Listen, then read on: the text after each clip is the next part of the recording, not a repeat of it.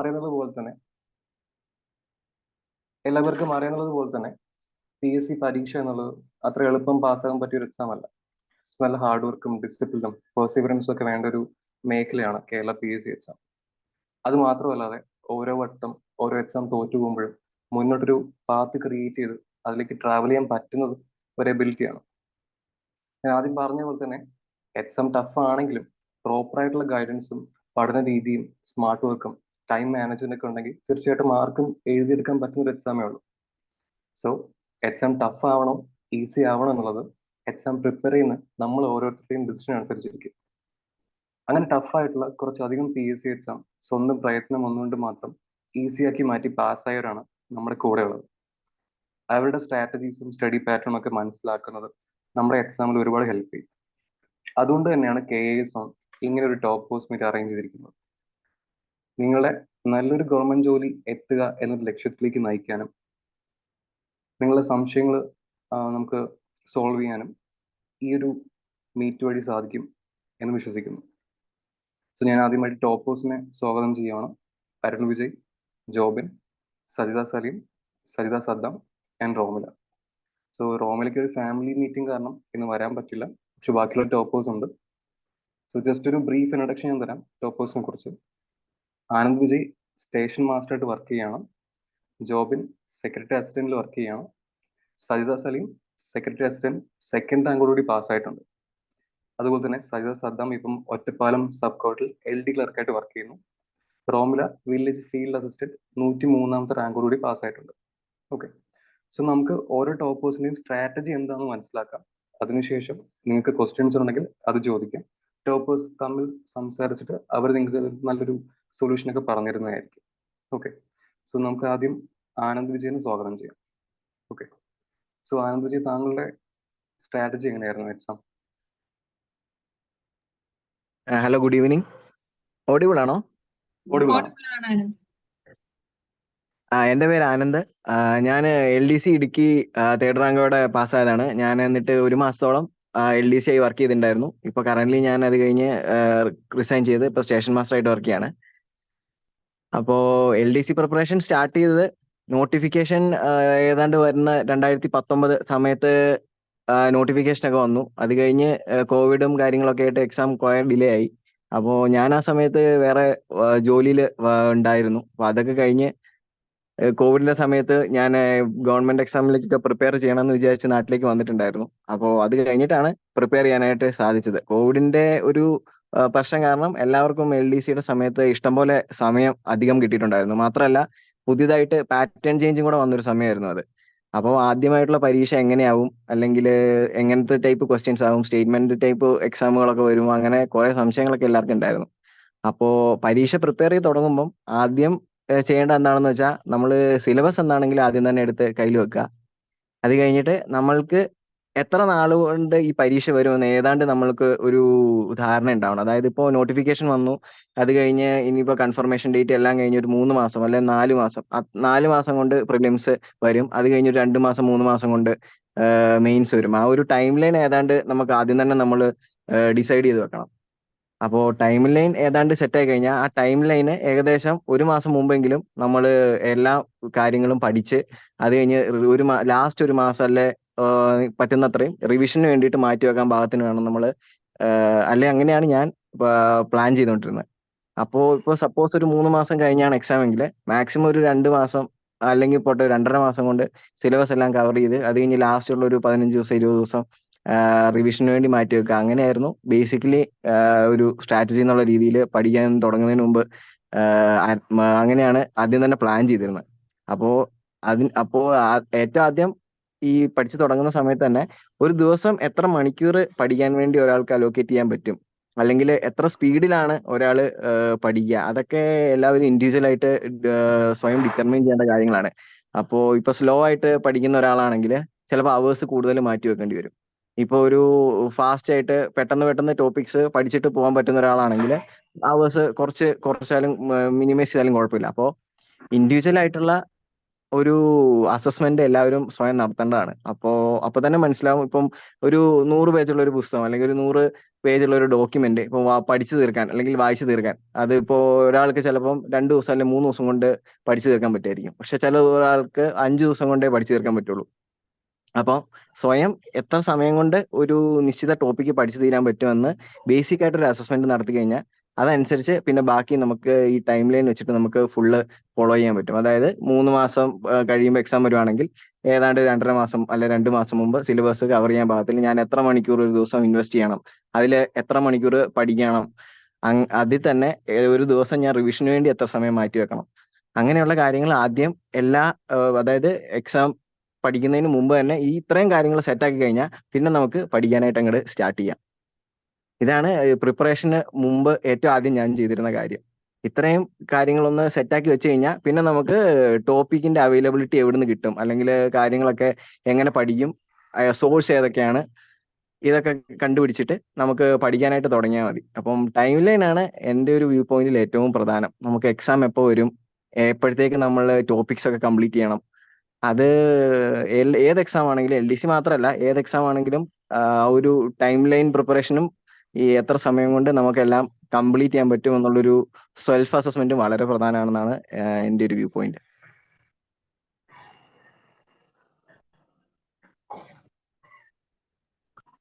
Okay Anand, daily time എങ്ങനെയായിരുന്നു? എത്ര മണിക്കൂർ സ്പെൻഡ് ചെയ്യുമായിരുന്നു പഠിക്കാനൊക്കെ? ഞാൻ LDC പ്രിപ്പയർ ചെയ്യുന്ന സമയത്ത് എനിക്ക് ജോബ് ഉണ്ടായിരുന്നില്ല. അപ്പോ അതുകൊണ്ട് എനിക്ക് ഒരു ഡെയിലി ഒരു 5 to 6 hours അല്ലെങ്കിൽ 7 hours വരെ മാറ്റി വെക്കാനുണ്ടായിരുന്നു. അപ്പോ എക്സാം പ്രിപ്പയർ ചെയ്യുന്നത് ഓരോ ആളുകളും എങ്ങനെയാണ് അവരവരുടെ ഇപ്പൊ കറണ്ട് അവരവരുടെയും ലൈഫിൽ എന്താണ് ഇപ്പം നടന്നുകൊണ്ടിരിക്കുന്നത് എന്നുള്ളതിനെ ഡിപ്പെൻഡ് ചെയ്തിരിക്കും. ഇപ്പൊ ഉദാഹരണത്തിന് ഇപ്പം ജോലി ചെയ്യുന്ന ഒരാൾക്കാണെങ്കിൽ ഒരു ദിവസം അത്രയും അവേഴ്സ് സ്പെൻഡ് ചെയ്യാനായിട്ട് ഉണ്ടാവില്ല. പക്ഷെ അപ്പൊ അവർക്ക് വീക്കെൻഡ്സിൽ കുറെ കൂടെ സമയം മാറ്റി വെക്കാനുണ്ടാവും. അപ്പൊ അതുപോലെ തന്നെ ഇപ്പോ കുട്ടികളുള്ള ആളുകൾ, അവർക്കാണെങ്കിലും ഒറ്റ സ്ട്രെച്ചിന് മാക്സിമം അവേഴ്സ് സ്പെൻഡ് ചെയ്യാനായിട്ട് കാണില്ല. അപ്പോ ഡെയിലി നമ്മൾക്ക് എത്ര പഠിക്കാൻ പറ്റുമോ അത്രയും പഠിക്കുന്നത് നല്ലതായിരിക്കും. മാക്സിമം ഞാനൊരു റെക്കമെൻഡ് ചെയ്യുക ഒരു 3 to 5 hours എന്താണെങ്കിലും പഠിക്കാനായിട്ട് മാറ്റി വെച്ചാൽ നല്ലതായിരിക്കും. അതിൽ തന്നെ റിവിഷൻ ടൈമും കൂടെ ഉൾപ്പെടുത്തിയാൽ വളരെ നന്നായിരിക്കും. അതായത് എല്ലാ ദിവസവും കുറച്ച് ടോപ്പിക്കുകൾ പഠിച്ചിട്ട് അതിന്റെ തന്നെ ഒരു റിവിഷൻ അന്ന് തന്നെ കിടക്കുന്നതിന് മുമ്പോ അല്ലെ പിറ്റേ ദിവസം അടുത്ത ടോപ്പിക്ക് സ്റ്റാർട്ട് ചെയ്യുന്നതിന് മുമ്പോ നടത്തി കഴിഞ്ഞാൽ കുറച്ചുകൂടെ എഫിഷ്യന്റ് ആയിട്ട് നമ്മൾ പഠിച്ചതൊക്കെ ഓർത്തു വെക്കാനായിട്ട് സഹായിക്കും. Okay, thank U Anand. So നമുക്കിനി ജോബിനെ വെൽക്കം ചെയ്യാം. ജോബിൻ, ഹലോ, കേക്കാവോ? കേൾക്കുന്നുണ്ട്. ഓക്കെ.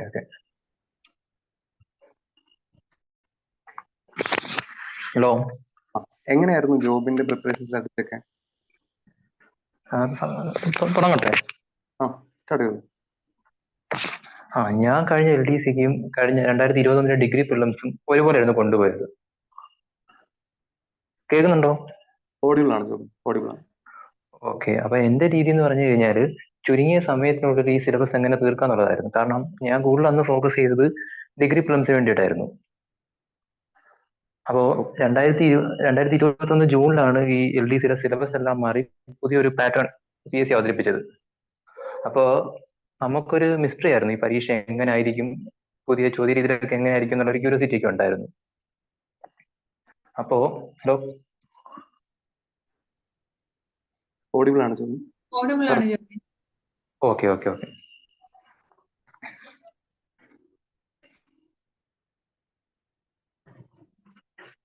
ഹലോ, ഓഡിബിൾ അല്ലേ? ഓഡിബിൾ ആണ്, പറഞ്ഞോളൂ. റേഞ്ച് ഇഷ്യൂ ഉണ്ടോ എന്ന് സംശയം.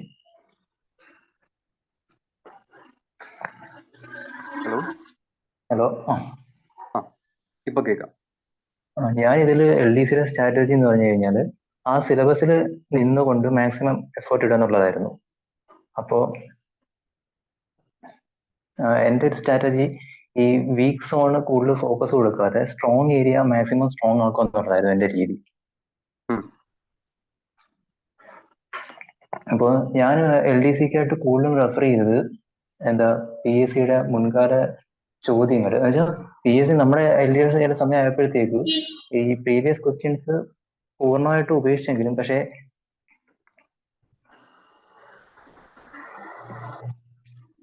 ഓഡിബിൾ ആണ് ജോബിൻ, പറഞ്ഞോളൂ, കേൾക്കുന്നുണ്ട്.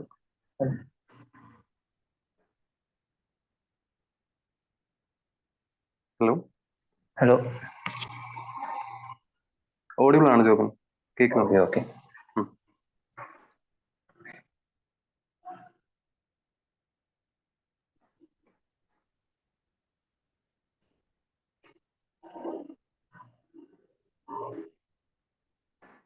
ജോബിൻ കേൾക്കുന്നുണ്ടോ?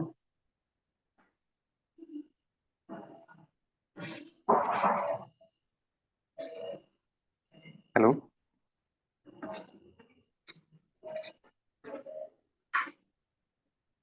ഓക്കെ, സോ നെറ്റ്വർക്ക് ഇഷ്യൂ ഉണ്ടെന്ന് തോന്നുന്നു.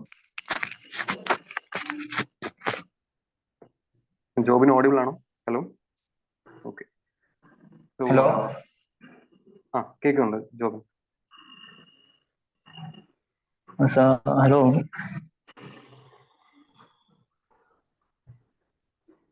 ജോബിൻ ഓഡിബിൾ ആണ്, പറഞ്ഞോളൂ. Hello hello. ഹലോ, കേൾക്കുന്നില്ല ജോബിൻ? ഓക്കെ, എന്നാൽ നമുക്ക് സജിത സലീമിലോട്ട് പോയിട്ട് തിരിച്ച് ജോബിനിലേക്ക് വരാം. ഓക്കെ, സോ സജിത സലീമിനെ വെൽക്കം ചെയ്യുന്നു. ഹലോ, കേൾക്കുന്നില്ല? കേൾക്കുന്നുണ്ട്. എങ്ങനെയായിരുന്നു താങ്കളുടെ സ്ട്രാറ്റജി? സ്ട്രാറ്റജി നമ്മൾ ഇതിനു മുമ്പും പറഞ്ഞിട്ടുണ്ട്. ഞാൻ മാരീഡ് ആണ്, എനിക്ക് 2 കുട്ടികളുണ്ട്. സോ അവരുടെ സ്റ്റഡീസ് ഉണ്ടാവും, എന്റെ പഠനം വേണം, പിന്നെ ഹസ്ബൻഡ് അബ്രോഡ് ആണ്. സോ എല്ലാ കാര്യങ്ങളും പാരലായിട്ട് കൊണ്ടുപോകേണ്ട ഒരാളായിരുന്നു.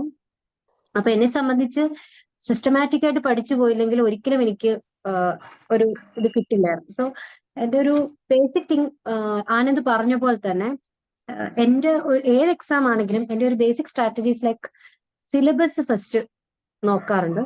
സോ സിലബസ് നോക്കുമ്പോൾ അറിയാം നമ്മൾ എന്താണ്, എവിടെയൊക്കെ നമുക്ക് അറിയാവുന്ന ഏരിയാസ് ഏതൊക്കെയാണ്, അറിയാത്ത ഏരിയാസ് ഏതൊക്കെയാണ്, പുതിയ പുതിയ ടോപ്പിക്സ് എവിടെയാണ്. സോ ബേസിക്കലി ഞാൻ UPSC പ്രിപ്പറേഷൻ സ്റ്റാർട്ട് ചെയ്ത് KS എക്സാം ഒക്കെ എഴുതി നിൽക്കുന്ന ഒരാളായിരുന്നു. സോ എന്റെ ഒരു ഐഡിയയിൽ ഒരിക്കലും ഇല്ലാത്തൊരു എക്സാം ആയിരുന്നു LDC. അപ്പോ ഞാൻ LDCയുടെ പ്രിലിംസ് ജസ്റ്റ് ഒരു കേരള PSC എക്സാംസിന്റെ പാറ്റേൺ അറിയാൻ വേണ്ടി പോയി എഴുതിയ ഒരാളാണ്. അപ്പൊ അങ്ങനെ എഴുതി പ്രിലിംസ് കിട്ടി. അപ്പൊ എനിക്ക് തോന്നുന്നു ആ പ്രിലിംസ് ജസ്റ്റ് കട്ട് ഓഫിന് എടുത്തെങ്ങാണ്ടാണ് ഞാൻ ക്ലിയർ ചെയ്തിരിക്കുന്നത്. അപ്പോ PSC എക്സാമിന്റെ സിലബസ് ഒക്കെ എടുത്ത് നോക്കുകയാണെങ്കിൽ സിലബസിന്റെ ഒരു ഇമ്പോർട്ടൻസ് അതാണ്. PSC എക്സാമിന്റെ സിലബസ് എടുത്ത് നോക്കുകയാണെങ്കിൽ എല്ലാ എക്സാമിനും ഇപ്പൊ 10th ലെവൽ ആയിക്കോട്ടെ, 12th ലെവൽ ആയിക്കോട്ടെ, ഡിഗ്രി ലെവൽ ആയിക്കോട്ടെ, എല്ലാത്തിന്റെ സിലബസ് ഈസ് സെയിം. പക്ഷെ അപ്പൊ നമുക്ക് തോന്നും ഇതെല്ലാ സിലബസ് സെയിം ആണല്ലോ എന്ന് തോന്നിയാലും way of asking questions for 10th level or 12th level or degree level അത് ഡിഫറെന്റ് ആണ്. നമ്മുടെ 10th ലെവലില് നോക്കിക്കഴിഞ്ഞാല് കറണ്ട് അഫയേഴ്സിന് ഭയങ്കര ഇമ്പോർട്ടൻസ് ഉണ്ട്. ഞാൻ പറയുന്നത് ഡിഗ്രി ലെവലിന് കറണ്ട് അഫയേഴ്സിന് വലിയ ഇമ്പോർട്ടൻസ് ഇല്ലെന്നുള്ളതല്ല, പക്ഷെ മാർക്ക് ഡിസ്ട്രിബ്യൂഷനിൽ തന്നെ നമുക്കത് കാണാൻ പറ്റും. കാരണം നമ്മുടെ 10th ലെവലിൽ ഏകദേശം 20 മാർക്സ് കറണ്ട് അഫയേഴ്സ് എന്ന് പറഞ്ഞു വരുന്നുണ്ട്. പക്ഷെ ഡിഗ്രി ലെവലില് 5 മാർക്സേ ഉള്ളൂ. അപ്പോ ബേസിക്കലി നമ്മുടെ സിലബസിൽ പറയുന്ന കുറച്ച് കാര്യങ്ങളെല്ലാം തന്നെ നമ്മുടെ SCERT ടെക്സ്റ്റിലുള്ള കാര്യങ്ങളുണ്ട്, NCERT ടെക്സ്റ്റിലുള്ള കാര്യങ്ങളുണ്ട്. ഈവൻ ഡിഗ്രി ലെവലിൽ പ്രിപ്പയർ ലക്ഷ്മികാന്ത്, പൊളിറ്റിക്സ് പോലത്തെ സബ്ജക്ട് ലക്ഷ്മികാന്ത് എന്നൊക്കെ ചോദിക്കുന്നുണ്ട്. അപ്പം ഓരോ 10th ലെവൽ അല്ലെ 12th ലെവൽ അല്ലെ ഡിഗ്രി ലെവൽ ഇപ്പൊ ചോദിക്കുന്നത് എന്താണ് ആ എക്സാം ഡിമാൻഡ് ചെയ്യുന്നത് എന്നുള്ളത് നമ്മൾ കൃത്യമായിട്ട് മനസ്സിലാക്കിയിരിക്കണം. സോ LD എക്സാം എന്ന് പറയുമ്പോൾ ഒരു എന്താ പറയാ, ആ ഒരു ലെവൽ ഈ ടോപ്പിക്കുമായിട്ട് ബന്ധപ്പെട്ട് ആ ലെവൽ 10th ലെവൽ വരെ എത്രത്തോളം നോളജ് വേണം എന്നുള്ളത് നമുക്ക് മനസ്സിലാക്കണം. അപ്പോ നമ്മളൊരു SCERT ടെക്സ്റ്റിൽ കൂടുതൽ ഫോക്കസ് ചെയ്ത് കൊടുത്താൽ അവിടെ നമുക്ക് 10th ലെവലിൽ നല്ലോണം മാർക്ക് സ്കോർ ചെയ്യാൻ പറ്റും. ഡിഗ്രി ലെവലിൽ വേറൊരു അപ്രോച്ചാണ്. അവിടെ നമ്മൾ സ്റ്റാൻഡേർഡ് ടെക്സ്റ്റിനാണ് കൂടുതൽ ഇമ്പോർട്ടൻസ് കൊടുക്കേണ്ടത്. ഞാൻ പറയുകയാണെങ്കിൽ ഞാൻ ഡിഗ്രി ലെവൽ എക്സാമിന് വേണ്ടി പ്രിപ്പയർ ചെയ്തത് കൊണ്ടാണ് ആക്ച്വലി ഞാൻ ഈ 10th ലെവലിലെ ലിസ്റ്റിലും വന്നത്. അപ്പോ നോക്കുകയാണെങ്കിൽ ഇപ്പൊ ഡിഗ്രി ലെവൽ എക്സാമിന് എനിക്ക് 2nd റാങ്ക് ഉണ്ട്, പക്ഷെ LDക്ക് എനിക്ക് 217th ആണ്. അത് പത്തനംതിട്ട ആയതുകൊണ്ടാണ് ആ ഒരു റാങ്കിലേക്ക് വന്നതും. അപ്പം എന്റെ ഡിഗ്രി ലെവൽ ഐ തിങ്ക് എന്റെ 10th ലെവലിന്റെ മാർക്ക് എനിക്ക് തോന്നുന്നു 56 or 57 ആയിരുന്നു ലാസ്റ്റ് എക്സാമിന്. പക്ഷെ ഡിഗ്രി ലെവൽ അത്ര ടഫ് ആയിരുന്നിട്ട് പോലും 62 ആണ്. അപ്പൊ what I'm trying to say is രണ്ടിനും രണ്ട് അപ്രോച്ചാണ്. നമ്മൾ ഈ സിലബസിലുള്ള കാര്യങ്ങൾ ബേസിക്കലി എല്ലാ എക്സാമിനും വേണ്ടി സിലബസിലുള്ള കാര്യങ്ങളൊക്കെ നമ്മൾ മനസ്സിലാക്കി വെക്കുക. എക്സാം എടുക്കുന്ന സമയത്ത് ഏത് എക്സാം ആണോ വരുന്നത് ആ എക്സാമിന് ഏത് ഏരിയ ആണ് കൂടുതൽ ഫോക്കസ് ചെയ്യേണ്ടതെന്ന് വെച്ചാൽ ആ രീതിയിൽ തന്നെ ഫോക്കസ് ചെയ്യണം. ജോബിനൊക്കെ കറണ്ട് അഫയേഴ്സിൽ നല്ല ഗ്രാഹ്യമുള്ള ആളാണ്. ഇപ്പൊ ജോബിന് അത് LD ലെവലൊക്കെ ജോബിന് അത് ഒരുപാട് ഹെൽപ്പ് ചെയ്തിട്ടുണ്ട്. ജോബിന്, സാജിദ, സദ്ദാം ഇവരൊക്കെ കറണ്ട് അഫയേഴ്സിനൊക്കെ നല്ല ബേസിക് ഉള്ളവരാണ്. എന്നെ സംബന്ധിച്ച് പറയുകയാണെങ്കിൽ ഞാനൊരു വീട്ടമ്മ ആയതുകൊണ്ട് എനിക്ക് ചില കാര്യത്തിൽ എനിക്ക് കോംപ്രമൈസ് ചെയ്തേ പറ്റുള്ളൂ. അപ്പൊ ഞാൻ എക്സാമിന്റെ സമയത്ത് എനിക്കറിയാം എനിക്ക് അവൈലബിൾ ആയിട്ടുള്ള ടൈം ഒരു ഡെയിലി ഒരു 3 hours 4 hours ചില സമയത്ത് 5 hours ഒക്കെ കിട്ടുന്ന ദിവസങ്ങളും ഉണ്ട്. അപ്പോ ഉള്ള ടൈമില് അപ്പൊ ഫസ്റ്റ് ഞാൻ സിലബസ് എടുത്തു വെക്കുന്നു, എടുത്ത് കാര്യങ്ങൾ മനസ്സിലാക്കുന്നു, ഇന്ന കാര്യങ്ങളാണ് എന്റെ എക്സാം ഏതാന്ന് മനസ്സിലാക്കുന്നു, എന്റെ എക്സാമിന്റെ റിക്വയർമെന്റ് എന്താന്ന് മനസ്സിലാക്കുന്നു. അതാണ് എന്റെ ഫസ്റ്റ് സ്റ്റെപ്പ്. നെക്സ്റ്റ് സ്റ്റെപ്പ് ആണെന്ന് പറഞ്ഞ പോലെ തന്നെ ഒരു ടൈം ലൈൻ ചെയ്യുക എന്നുള്ളതാണ്. അങ്ങനെ ടൈം എനിക്ക് അവൈലബിൾ ആയിട്ടുള്ള ടൈം ഞാൻ കാൽക്കുലേറ്റ് ചെയ്ത് ഇപ്പൊ എക്സാം ഡേറ്റ് ഒരു 3 മാസം മുമ്പേ വരികയാണ്. നോർമലി ഒരു 3 മാസമൊക്കെ കിട്ടാറുണ്ട്. ഓക്കെ, അപ്പൊ ആ 3 മാസം വരുമ്പോൾ എന്റെ ഒരു ഇതുപോലെ ഫ്രെയിം വർക്ക് ഒരു 2 മാസം പഠനം. അതിൽ തന്നെ സിലബസ് നമ്മുടെ ഏറ്റവും വലിയ പ്രശ്നം എന്ന് പറഞ്ഞു കഴിഞ്ഞാൽ റിസോഴ്സ് ഫ്ലഡിങ് ആണ്. ഒരുപാട് റിസോഴ്സസ് ഉണ്ട്. ഒരു ടോപ്പിക് റിലേറ്റഡ് നമുക്ക് മൾട്ടിപ്പിൾ സോഴ്സസ് ആർ ദർ. അതിൽ നിന്ന് കറക്റ്റ് ആയിട്ട് ഫിൽട്ടർ ചെയ്ത് നമുക്ക് എന്താണോ ആവശ്യം അത് മാത്രം കിട്ടുന്ന രീതിയിലേക്ക് നമ്മുടെ പഠനം കൊണ്ടുവരണം. അതിനെന്താണ് നമ്മൾ ചെയ്യേണ്ടതെന്നുള്ളത് ഞാൻ അടുത്ത സ്റ്റെപ്പായിട്ട് പറയാം. അപ്പം കാര്യമായിട്ടുള്ള രീതിയിൽ എന്റെ പഠനത്തിൽ ഇന്ന കാര്യം പഠിക്കണം എന്നുള്ളത് ഞാൻ മനസ്സിലാക്കുന്നു. എന്റെ സിലബസ് എടുക്കുന്നു, ഞാൻ കാര്യങ്ങൾ മനസ്സിലാക്കുന്നു, എന്തൊക്കെ പഠിക്കണം എന്ന് വിചാരിക്കുന്നു. ഇനി അടുത്ത സ്റ്റെപ്പ് എന്റെ പ്ലാനിങ് ആണ്. അതാണ് കറക്റ്റ് ആയിട്ട് ഒരു ടൈം ലൈൻ വെച്ചിട്ട് ഓക്കെ 3 months 2 months ഇതിന് ഒരു 1 month റിവിഷൻ എന്ന് പറഞ്ഞാൽ എത്രത്തോളം നമ്മൾ റിവൈസ് ചെയ്യുന്നോ അത്രത്തോളം നമ്മുടെ റാങ്ക് ലിസ്റ്റിൽ നമ്മുടെ റാങ്ക് മുന്നോട്ട് വരും. അപ്പോൾ revision is so much important. ഇനി തേർഡ് തിങ് എന്ന് പറഞ്ഞു കഴിഞ്ഞാൽ നമുക്ക് സിലബസ് ആയി, ടൈം ആയി, ഇനി എന്ത് പഠിക്കണം എന്നുണ്ടെന്നുണ്ടെങ്കിൽ നമ്മൾ ഒരു PhD എടുക്കാൻ വേണ്ടി പഠിക്കുകയല്ല, നമ്മളൊരു എക്സാമിന് വേണ്ടിയിട്ട് പഠിക്കുകയാണ്. അപ്പൊ ആ സമയത്ത് ആ എക്സാം എന്താണ് ഡിമാൻഡ് ചെയ്യുന്നത് എന്നുള്ളത് നമുക്ക് കൃത്യമായിട്ട് അറിയണം. അതെങ്ങനെയാ നമ്മൾ അറിയാം? PSCയുടെ ക്വസ്റ്റ്യൻ പേപ്പേഴ്സ് PYQs എടുത്ത് നോക്കാം. ഇപ്പൊ ജോബി പറഞ്ഞ പോലെ 10th ലെവലിലൊക്കെ ഒരുപാട് മാറ്റങ്ങൾ വന്നൊരു സമയമായിരുന്നു. ബട്ട് സ്റ്റിൽ നമ്മൾ എടുത്തു നോക്കിയാൽ അറിയാം പണ്ടത്തെ കുറച്ച് ക്വസ്റ്റ്യൻസ് പണ്ട് ഒറ്റ വരിയിൽ what is mean by this അല്ലെങ്കിൽ വാട്ട് ഈസ് ഇത് ആ ഒരു രീതി ചോദിച്ചിരുന്ന കുറച്ച് WH അല്ലെ HO ക്വസ്റ്റ്യൻസ് ചോദിച്ചുകൊണ്ടിരുന്നതിന് പകരം ഇപ്പൊ കുറച്ച് സ്റ്റേറ്റ്മെന്റ് ലെവലില് എന്തൊക്കെ ആണോ ചോദിച്ചിരുന്നത് അതേ സംഭവങ്ങളൊക്കെ തന്നെയാണ് ഇപ്പോഴും ചോദിച്ചുകൊണ്ടിരിക്കുന്നത്. അഡീഷണൽ കുറച്ച് സോഴ്സസ് ഉണ്ട്, ഇല്ലെന്നല്ല. ബട്ട് സ്റ്റിൽ അന്ന് കുറച്ച് കാര്യങ്ങൾ നമ്മൾ ബൈഹാർട്ട് ചെയ്ത് പകരുന്നതിന് പകരം തീരെ ഫാക്ച്വൽ ആയിട്ട് പോകാതെ കുറച്ച് ലോജിക്കൽ അനാലിസിസും കൂടെ വരുന്ന രീതിയിലാണ് ഇന്ന് ക്വസ്റ്റ്യൻസ് ചോദിക്കുന്നത്. സോ എന്താണ് PSC നമ്മളിൽ നിന്ന് ഡിമാൻഡ് ചെയ്യണമെന്നുണ്ടെങ്കിൽ നമ്മൾ PSC ക്വസ്റ്റ്യൻ പേപ്പർ തന്നെ എടുത്തു വെച്ചു. അപ്പൊ എന്റെ തേർഡ് സ്റ്റെപ്പ് അതായിരുന്നു. Syllabus, time line, then PSC question papers എടുത്തു വെച്ചിട്ട് എന്തൊക്കെ പഠിക്കണം എന്തൊക്കെ പഠിക്കണ്ട എന്നുള്ളത് ഞാൻ മനസ്സിലാക്കും. അപ്പോ എനിക്കറിയാം ഒരിക്കലും ഇപ്പൊ എന്റെ സിലബസ് ഞാൻ ഇങ്ങനെ കട്ടാക്കിയിട്ട് എന്റെ ടൈമും വെച്ച് ക്വസ്റ്റ്യൻ പേപ്പർ വെച്ചിട്ട് 100% എനിക്ക് മനസ്സിലായി ഏതൊക്കെ ക്വസ്റ്റ്യൻസ് വരും. ഞാൻ സപ്പോസ് പറയാണ് 100% അറിയാമെങ്കിൽ പോലും ഞാൻ കോംപ്രമൈസിന് റെഡിയാണ്. ബിക്കോസ് എനിക്ക് ടൈം ലിമിറ്റഡ് ആണ്. അപ്പൊ ഞാൻ കോംപ്രമൈസ് ചെയ്ത് 100% മാർക്സും എനിക്ക് വേണം എന്നുള്ള രീതിയിൽ ഞാൻ ഒരിക്കലും വാശി പിടിക്കാറില്ല. എന്റെ ഒരു തോട്ട് എങ്ങനെയാന്ന് വെച്ചാൽ എനിക്ക് അവൈലബിൾ ആയിട്ടുള്ള ടൈം ഇതാണ്. സോ ഞാൻ മിനിമം ടൈം ഇട്ട് മാക്സിമം ഔട്ട്പുട്ട് എനിക്ക് കിട്ടണം. ഞാൻ ഏതെങ്കിലും ഒരു ടോപ്പിക്കിൽ എടുത്തിട്ട് അതിന് ടൈം കുറച്ചിട്ടാലും എനിക്ക് അതിൽ നിന്ന് മാക്സിമം റിട്ടേൺസ് കിട്ടണം. ഈ നമ്മൾ UPSC ചെയ്യുന്നവർക്കൊക്കെ അറിയാം ഈ റിട്ടേൺസിന്റെ ഈ ഒരു ചെയ്യുന്ന കാര്യം. അപ്പൊ ഞാൻ ആ ടേംസിലേക്കൊന്നും പോകുന്നില്ല. അല്ലാതെ നമുക്കറിയാം, അതായത് ചില ടോപ്പിക്കിൽ നമ്മൾ വളരെ കുറച്ച് ടൈം ഇൻവെസ്റ്റ് ചെയ്താൽ മതി, നമുക്ക് അതിൽ നിന്ന് ഷോർട്ട് ആയിട്ട് 1-2 മാർക്ക് കിട്ടും. ചില ടോപ്പിക്ക് ഭയങ്കര വാസ്റ്റ് ആയിരിക്കും. ആ ടോപ്പിക്കിൽ നമ്മൾ ഇൻവെസ്റ്റ് ചെയ്താലും നമുക്ക് കിട്ടുന്ന മാർക്ക് ഈ പറഞ്ഞ പോലെ അവിടെ 1 മാർക്കായിരിക്കും. അതായത് ചില ടോപ്പിക്കിന് 2 ദിവസത്തിൽ പഠിക്കുന്ന ഒരു ടോപ്പിക്കിന് നമുക്ക് ചിലപ്പോൾ അതിൽ നിന്ന് മാർക്ക് കിട്ടാനുള്ള ചാൻസ് 1 മാർക്കായിരിക്കും. ചില ടോപ്പിക്ക് 10 ദിവസം പഠിച്ചാലും കിട്ടാൻ പോകുന്ന 1 മാർക്ക്. അപ്പൊ ഈ 2 ദിവസത്തിൽ പഠിച്ച 1 മാർക്ക് കിട്ടുന്ന 5 ടോപ്പിക്ക് പഠിച്ചാൽ നമുക്ക് ക്യുമുലേറ്റീവ് എത്ര മാർക്ക് കിട്ടും? 5 മാർക്ക്. ഞാൻ ഈ 10 ദിവസം പഠിച്ച 1 മാർക്ക് കിട്ടുന്നതിന്റെ മാത്രം അതിൽ തന്നെ സ്റ്റക്കായി നിന്നാൽ എന്ത് പറ്റും?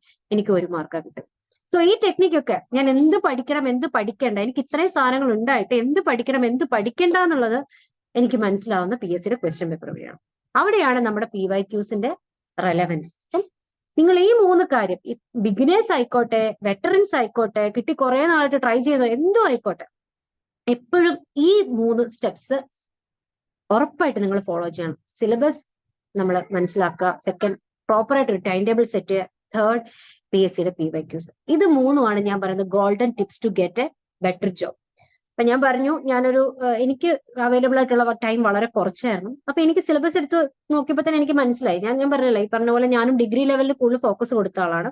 അപ്പൊ ഡിഗ്രി ലെവലിൽ സമയം എടുത്തുമ്പോൾ എനിക്കറിയാം എന്റെ സ്റ്റാറ്റിക് പോർഷൻ ഞാൻ സ്ട്രോങ് ആക്കിയാൽ, ഇപ്പൊ കറണ്ട് അഫയേഴ്സിന് 5 മാർക്ക്, 5 എന്നുള്ളത് പല പല ടോപ്പിക്കിലായിട്ട് ചിലപ്പോൾ 10 മാർക്ക്. ഞാൻ ഒരിക്കലും റെലവൻസ് കുറച്ച് കാണിക്കുകയല്ല, പ്രത്യേകിച്ച് LDക്ക് നേരെ തിരിച്ചാണ്, അത് ഞാൻ പറയാൻ വരികയാണ്. കറണ്ട് അഫയേഴ്സിന് ഞാൻ LDക്ക് ആ സമയത്ത് എനിക്ക് വലിയ ഇമ്പോർട്ടൻസ് ഞാൻ കൊടുക്കാതിരുന്നത് കൊണ്ട്, എനിക്ക് ഡിഗ്രി ലെവലാണ് ഫോക്കസ് എന്നുള്ളത് കൊണ്ടും ഞാൻ കറണ്ട് അഫയേഴ്സിന് അങ്ങ് കഴിവതും ഞാൻ യൂസ് ചെയ്യുന്നില്ല. കറണ്ട് അഫയേഴ്സ് പഠിച്ചു, അത് ഞാൻ പറഞ്ഞുതരാം. അതിന് മുമ്പ് കറണ്ട് അഫയേഴ്സിന്റെ റെലവൻസ് ഞാൻ എന്റെ ഇതിൽ കറണ്ട് അഫയേഴ്സിന്റെ റെലവൻസ് അങ്ങ് ഞാൻ കുറച്ചിട്ട് ഞാൻ എന്റെ static portion multiple times revise ചെയ്തു. 1-2 വട്ടമൊക്കെ റിവൈസ് ചെയ്തു. അപ്പൊ ഞാൻ റെഡി ആയിരുന്നു. ഓക്കെ ഫൈൻ, കറണ്ട് അഫയേഴ്സിന്റെ ക്ലാസ്സിൽ ഞാനൊരു ബെറ്റ് എടുക്കാൻ, ഓക്കെ ഫൈൻ, ഒരു ഗാംബ്ലിംഗ് തന്നെ ആയിരുന്നു, അങ്ങനെ തന്നെ എനിക്ക് പറയണം. അപ്പൊ ഞാൻ ഗാംബ്ലിങ്ങിന് റെഡി ആയിരുന്നു. ഗാംബ്ലിങ്ങിന് റെഡി ആണെങ്കിൽ അപ്പൊ ഞാൻ എന്റെ സ്റ്റാറ്റ് പോർഷൻ നല്ലപോലെ റിവൈസ് ചെയ്ത് പഠിച്ചുകൊണ്ടേയിരുന്നു. അപ്പൊ എനിക്ക് തോന്നുന്നു 10th ലെവലിൽ നമുക്ക് ഏറ്റവും നല്ലത് മൾട്ടിപ്പിൾ ടൈംസ് റിവൈസ് ചെയ്താൽ ഉറപ്പായിട്ട് നിങ്ങൾക്ക് ഈൽഡ് കിട്ടും, നല്ല മാർക്ക് കിട്ടുന്നത് നമ്മുടെ SCERT ടെക്സ്റ്റ് തന്നെയാണ്. SCERT ടെക്സ്റ്റ് നിങ്ങൾ സയൻസ് ആയിക്കോട്ടെ, സോഷ്യൽ ആയിക്കോട്ടെ, 5th മുതൽ, ശരിക്കും 5th മുതൽ 10th വരെ പഠിക്കണം. ഈവൻ നിങ്ങൾക്ക് അത്ര ടൈം ഇല്ല, ഇപ്പം ഒരു വീട്ടമ്മയാണ്, അങ്ങനെയൊക്കെ ഒരു ചില കൺസ്ട്രെയിൻസ് ഒക്കെ ഉള്ളവരുണ്ടല്ലോ. അപ്പൊ അങ്ങനെ ആകുമ്പോൾ അറ്റ്ലീസ്റ്റ് 8, 9, 10 എങ്കിലും നന്നായിട്ട് വായിച്ച് പഠിക്കുക. അത് സയൻസ്, സോഷ്യൽ, മാത്സ് ഓൾസോ,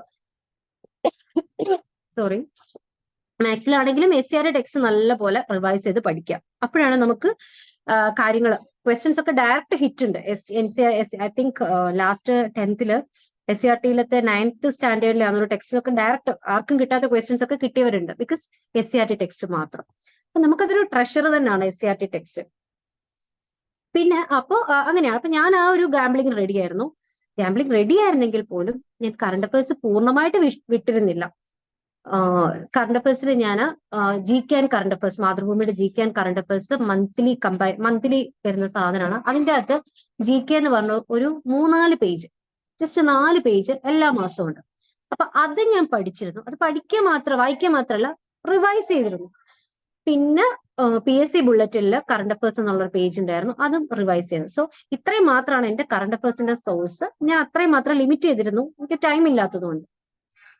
അങ്ങനെ ഞാൻ ലിമിറ്റ് ചെയ്തത് കൊണ്ടാണ് എനിക്ക് LDയിൽ എന്താ പറയാ മാർക്ക് കമ്പാരിറ്റീവ്ലി ഡിഗ്രി വെച്ച് നോക്കുമ്പോൾ എനിക്ക് അത്ര നന്നായിട്ട് എനിക്ക് LD പെർഫോം ചെയ്യാൻ പറ്റിയില്ല എന്ന് എനിക്ക് തോന്നുന്നത്. അതിന്റെ റീസൺ ഇതാണ്, എന്റെ കറണ്ട് അഫയേഴ്സിന്റെ സോഴ്സ് ഞാൻ ലിമിറ്റ് ചെയ്തു. അപ്പൊ എനിക്ക് പറയാനുള്ളത്, ഇപ്പൊ നിങ്ങൾ വേഗം തന്നെ എഴുതാൻ പോകുന്ന എക്സാം LD ആണ്. സോ LD എക്സാമിന്റെ സമയത്ത് കറണ്ട് അഫയേഴ്സ് നിങ്ങൾ ആ ഒരു ഇമ്പോർട്ടൻസ് കൊടുത്ത് തന്നെ പഠിക്കുക. ഡിഗ്രി ലെവലിലേക്ക് വരുമ്പോൾ ഞാൻ പറഞ്ഞ പോലെ ഇതുപോലത്തെ സോഴ്സ് കൊണ്ടൊക്കെ സെക്രട്ടേറിയറ്റ് അസിസ്റ്റന്റ് സമയത്ത് തന്നെ സ്റ്റാറ്റ് പോർഷൻ സ്ട്രോങ് ആയിരുന്നത് കൊണ്ട് എനിക്ക് വലിയ പ്രശ്നമില്ലായിരുന്നു. സോറി, ഒരു സെക്കൻഡ്, കുട്ടികള് ബഹളം ഉണ്ടാക്കുന്നുണ്ട്, ഒറ്റ സെക്കൻഡ്.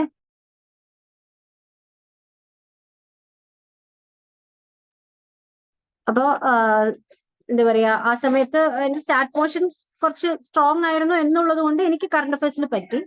അപ്പൊ നിങ്ങൾ എപ്പോഴാണെങ്കിലും LD പോലത്തെ ഒരു എക്സാമിലേക്ക് വരുമ്പോൾ ഏറ്റവും ഇമ്പോർട്ടന്റ് ആയിട്ട് ചെയ്യേണ്ടത് കറണ്ട് അഫയേഴ്സിന് നല്ല പോലെ ഇമ്പോർട്ടൻസ് കൊടുക്കുക. SCERT നല്ലതായിട്ട് പഠിക്കുക, മൾട്ടിപ്പിൾ ടൈംസ് റിവൈസ് ചെയ്യുക, കറണ്ട് അഫയേഴ്സ് പഠിക്കുക, മൾട്ടിപ്പിൾ ടൈംസ് റിവൈസ് ചെയ്യുക. എന്ത് സാധനമാണെങ്കിലും നമുക്കറിയാം, ഒരിക്കലും നമ്മളൊന്നും സൂപ്പർ ഹ്യൂമൻസ് അല്ല. ഒരു വട്ടം വായിച്ചത് കൊണ്ട് കറണ്ട് അഫയേഴ്സ് ആയിക്കോട്ടെ, SCERT ആയിക്കോട്ടെ, ഒരിക്കലും നമുക്കൊന്നും മെമ്മറൈസ് ചെയ്യാൻ പറ്റില്ല. കുറച്ച് ലോജിക്കൽ തിങ്കിങ്ങും പിന്നെ മൾട്ടിപ്പിൾ ടൈംസ് ഓഫ് റിവിഷൻ എന്ന് പറയുന്നത് ശരിക്കും ഭയങ്കര കീ റോളാണ് നമ്മുടെ ഈ എക്സാമിന്. എപ്പോഴും നമ്മൾ റിവിഷൻ, പലപ്പോഴും പുതിയ കാര്യങ്ങൾ ഞാൻ കണ്ടിട്ടുണ്ട്. ചില കുട്ടികളൊക്കെ ചില ടോപ്പിക്സിൽ PhD എടുക്കുകയാണെന്ന് എനിക്ക് തോന്നിയിട്ടുണ്ട്. അവർക്ക് അതിനെപ്പറ്റി അത്ര ഡെപ്തിൽ അറിയാം, പക്ഷെ പരീക്ഷയ്ക്ക് പെർഫോം ചെയ്യാൻ പറ്റുന്നില്ല. ഇതാണ് കാരണം. നമ്മൾ ഒരുപാട് കാര്യം വായിക്കുന്നില്ല, വായിച്ചു വെച്ച കാര്യം നമുക്ക് എക്സാമിന് ആ സമയത്ത് അപ്ലൈ ചെയ്യാൻ പറ്റണം. അപ്പൊ നമുക്ക് മൾട്ടിപ്പിൾ ടൈംസ് റിവൈസ് ചെയ്താലേ നമുക്കത് പറ്റുള്ളൂ. അപ്പോൾ റിവിഷൻ, 4ാമത്തെ ഫാക്ടർ റിവിഷൻ. ഇത് 4 ഉണ്ടെങ്കിൽ, 4 ചെയ്ത് പിന്നെ ഏതെങ്കിലും നമുക്കിപ്പോ ഇത് 4 പ്രോപ്പറായിട്ട് ചെയ്യാൻ കഴിയാത്ത ഒരാൾക്കാരെ സംബന്ധിച്ചാണ് ഒരു ഇൻസ്റ്റിറ്റ്യൂട്ടിന്റെ ഒരു ഇമ്പോർട്ടൻസ് വരുന്നത്. അപ്പോൾ ഇൻസ്റ്റിറ്റ്യൂട്ടിന് ഈ 4 കാര്യം കൃത്യം, ചിലർക്ക് ടൈം ടേബിൾ ഇടാൻ പറ്റില്ല, സിലബസ് കറക്റ്റ് ആയിട്ട് അറിയില്ല, സോഴ്സസ് അറിയില്ല. അപ്പൊ അങ്ങനെയൊക്കെ ഉള്ളപ്പോൾ ഒരു ഇൻസ്റ്റിറ്റ്യൂട്ടിന്റെ സഹായത്തോടെ നമുക്ക് പഠിക്കാവുന്നതാണ്.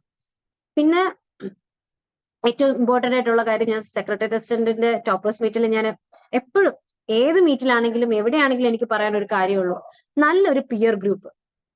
അത് നമ്മൾ ഒരുപാട് നമുക്കറിയാത്ത കാര്യങ്ങളും ഒക്കെ നമുക്ക് ഡിസ്കസ് ചെയ്ത് പഠിക്കുമ്പോഴാണ് പലപ്പോഴും നമുക്ക് ഒരു എന്താ പറയാ കാര്യങ്ങളെ കുറിച്ച് വ്യക്തത കിട്ടുന്നതും. ആ ഒരു ലോജിക്ക് നമ്മൾ തമ്മിൽ ഡിസ്കസ് ചെയ്ത് പഠിക്കുന്നതിൽ ആ ലോജിക്ക് വെച്ചിട്ട് നമുക്ക് എക്സാം നന്നായിട്ട് എഴുതാൻ പറ്റും. ഞാൻ എപ്പോഴും പറയുന്നൊരു കാര്യമാണ്, എനിക്ക് സെക്രട്ടേറിയറ്റ് അസിസ്റ്റന്റിന്റെ സമയത്ത് അന്ന് ഞാൻ കാസോണിന്റെ പാർട്ടായിരുന്നു.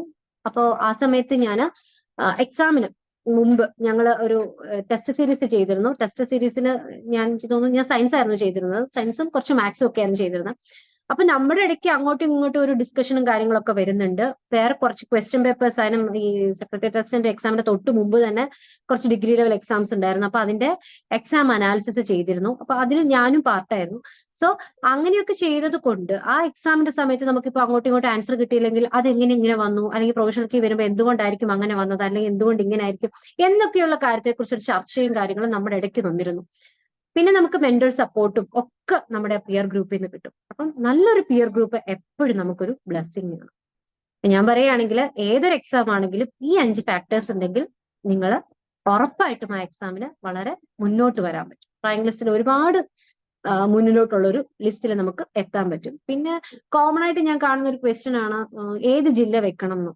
അപ്പോ അതിലൊന്നും വലിയ ടെൻഷൻ ആവേണ്ട കാര്യമില്ല. ഇറ്റ്സ് ബെറ്റർ നമ്മളെപ്പോഴും നമ്മുടെ ജില്ല തന്നെ വെക്കുന്നതാണ് ഏറ്റവും നല്ലത് എന്നാണ് എൻ്റെ ഒരു ഒപ്പീനിയൻ. പിന്നെ അതല്ലാത്തവർ റിസർവേഷൻ ഒക്കെ നോക്കിയും അങ്ങനെ ഇങ്ങനെയൊക്കെ ചെയ്യുന്നവരുണ്ട്. ബട്ട് സ്റ്റിൽ നമ്മുടെ ജില്ലയിലാണെങ്കിലാണ് ഏറ്റവും നല്ലത് എന്ന് എനിക്ക് തോന്നുന്നു. അപ്പോ എന്തായാലും എക്സാം എഴുതുന്നവർ ഈ 5 ഫാക്ടേഴ്സ് തീർച്ചയായിട്ടും ശ്രദ്ധിക്കണം. സിലബസ്, ടൈം ടേബിൾ, PYQs, ഒരു നല്ല PYQ, പിന്നെ ഒരു ടെസ്റ്റ് സീരീസ്, ഏതെങ്കിലും ഒരു ഇൻസ്റ്റിറ്റ്യൂട്ടിന്റെ ടെസ്റ്റ് സീരീസ്. അപ്പം എനിക്ക് ഉറപ്പാണ് കാസോണ്ടത് ഇപ്പൊ ഞാൻ പാർട്ട് അല്ലെങ്കിൽ പോലും എൻ്റെ കൂടെയുള്ള എൻ്റെ കൊളീഗ്സിനെ എനിക്ക് ഭയങ്കര വിശ്വാസമാണ്. അവർ ഏറ്റവും ബെസ്റ്റ് ആയിട്ടുള്ള ക്വസ്റ്റ്യൻസും ഏറ്റവും ബെസ്റ്റ് ആയിട്ടുള്ള സോഴ്സും ആയിരിക്കും അവർ നിങ്ങൾക്ക് പ്രൊവൈഡ് ചെയ്യുന്നത്. സോ ഇത്രയൊക്കെയാണ് എൻ്റെ സ്ട്രാറ്റജി. ഇനി എന്തെങ്കിലും ആർക്കെങ്കിലും അറിയണമെന്നുണ്ടെങ്കിൽ ചോദിക്കാം. സാജിദ സദ്ദാം കൂടി സംസാരിച്ചിട്ട് നമുക്ക് Q&A ഓപ്പൺ ചെയ്യാം. ഓക്കെ.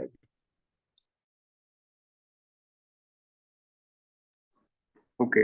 സോ ജോബിൻ ഓഡിബിൾ ആണോ? ജോബിൻ?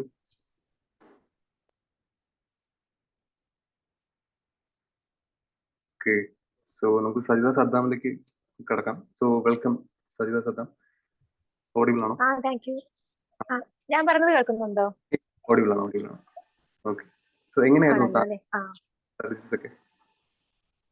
ഞാനിപ്പോ ബാക്കി എല്ലാവരും പറഞ്ഞ സെയിം സ്ട്രാറ്റജിയും പാറ്റേൺ ഒക്കെ തന്നെയാണ് ഫോളോ ചെയ്തത്.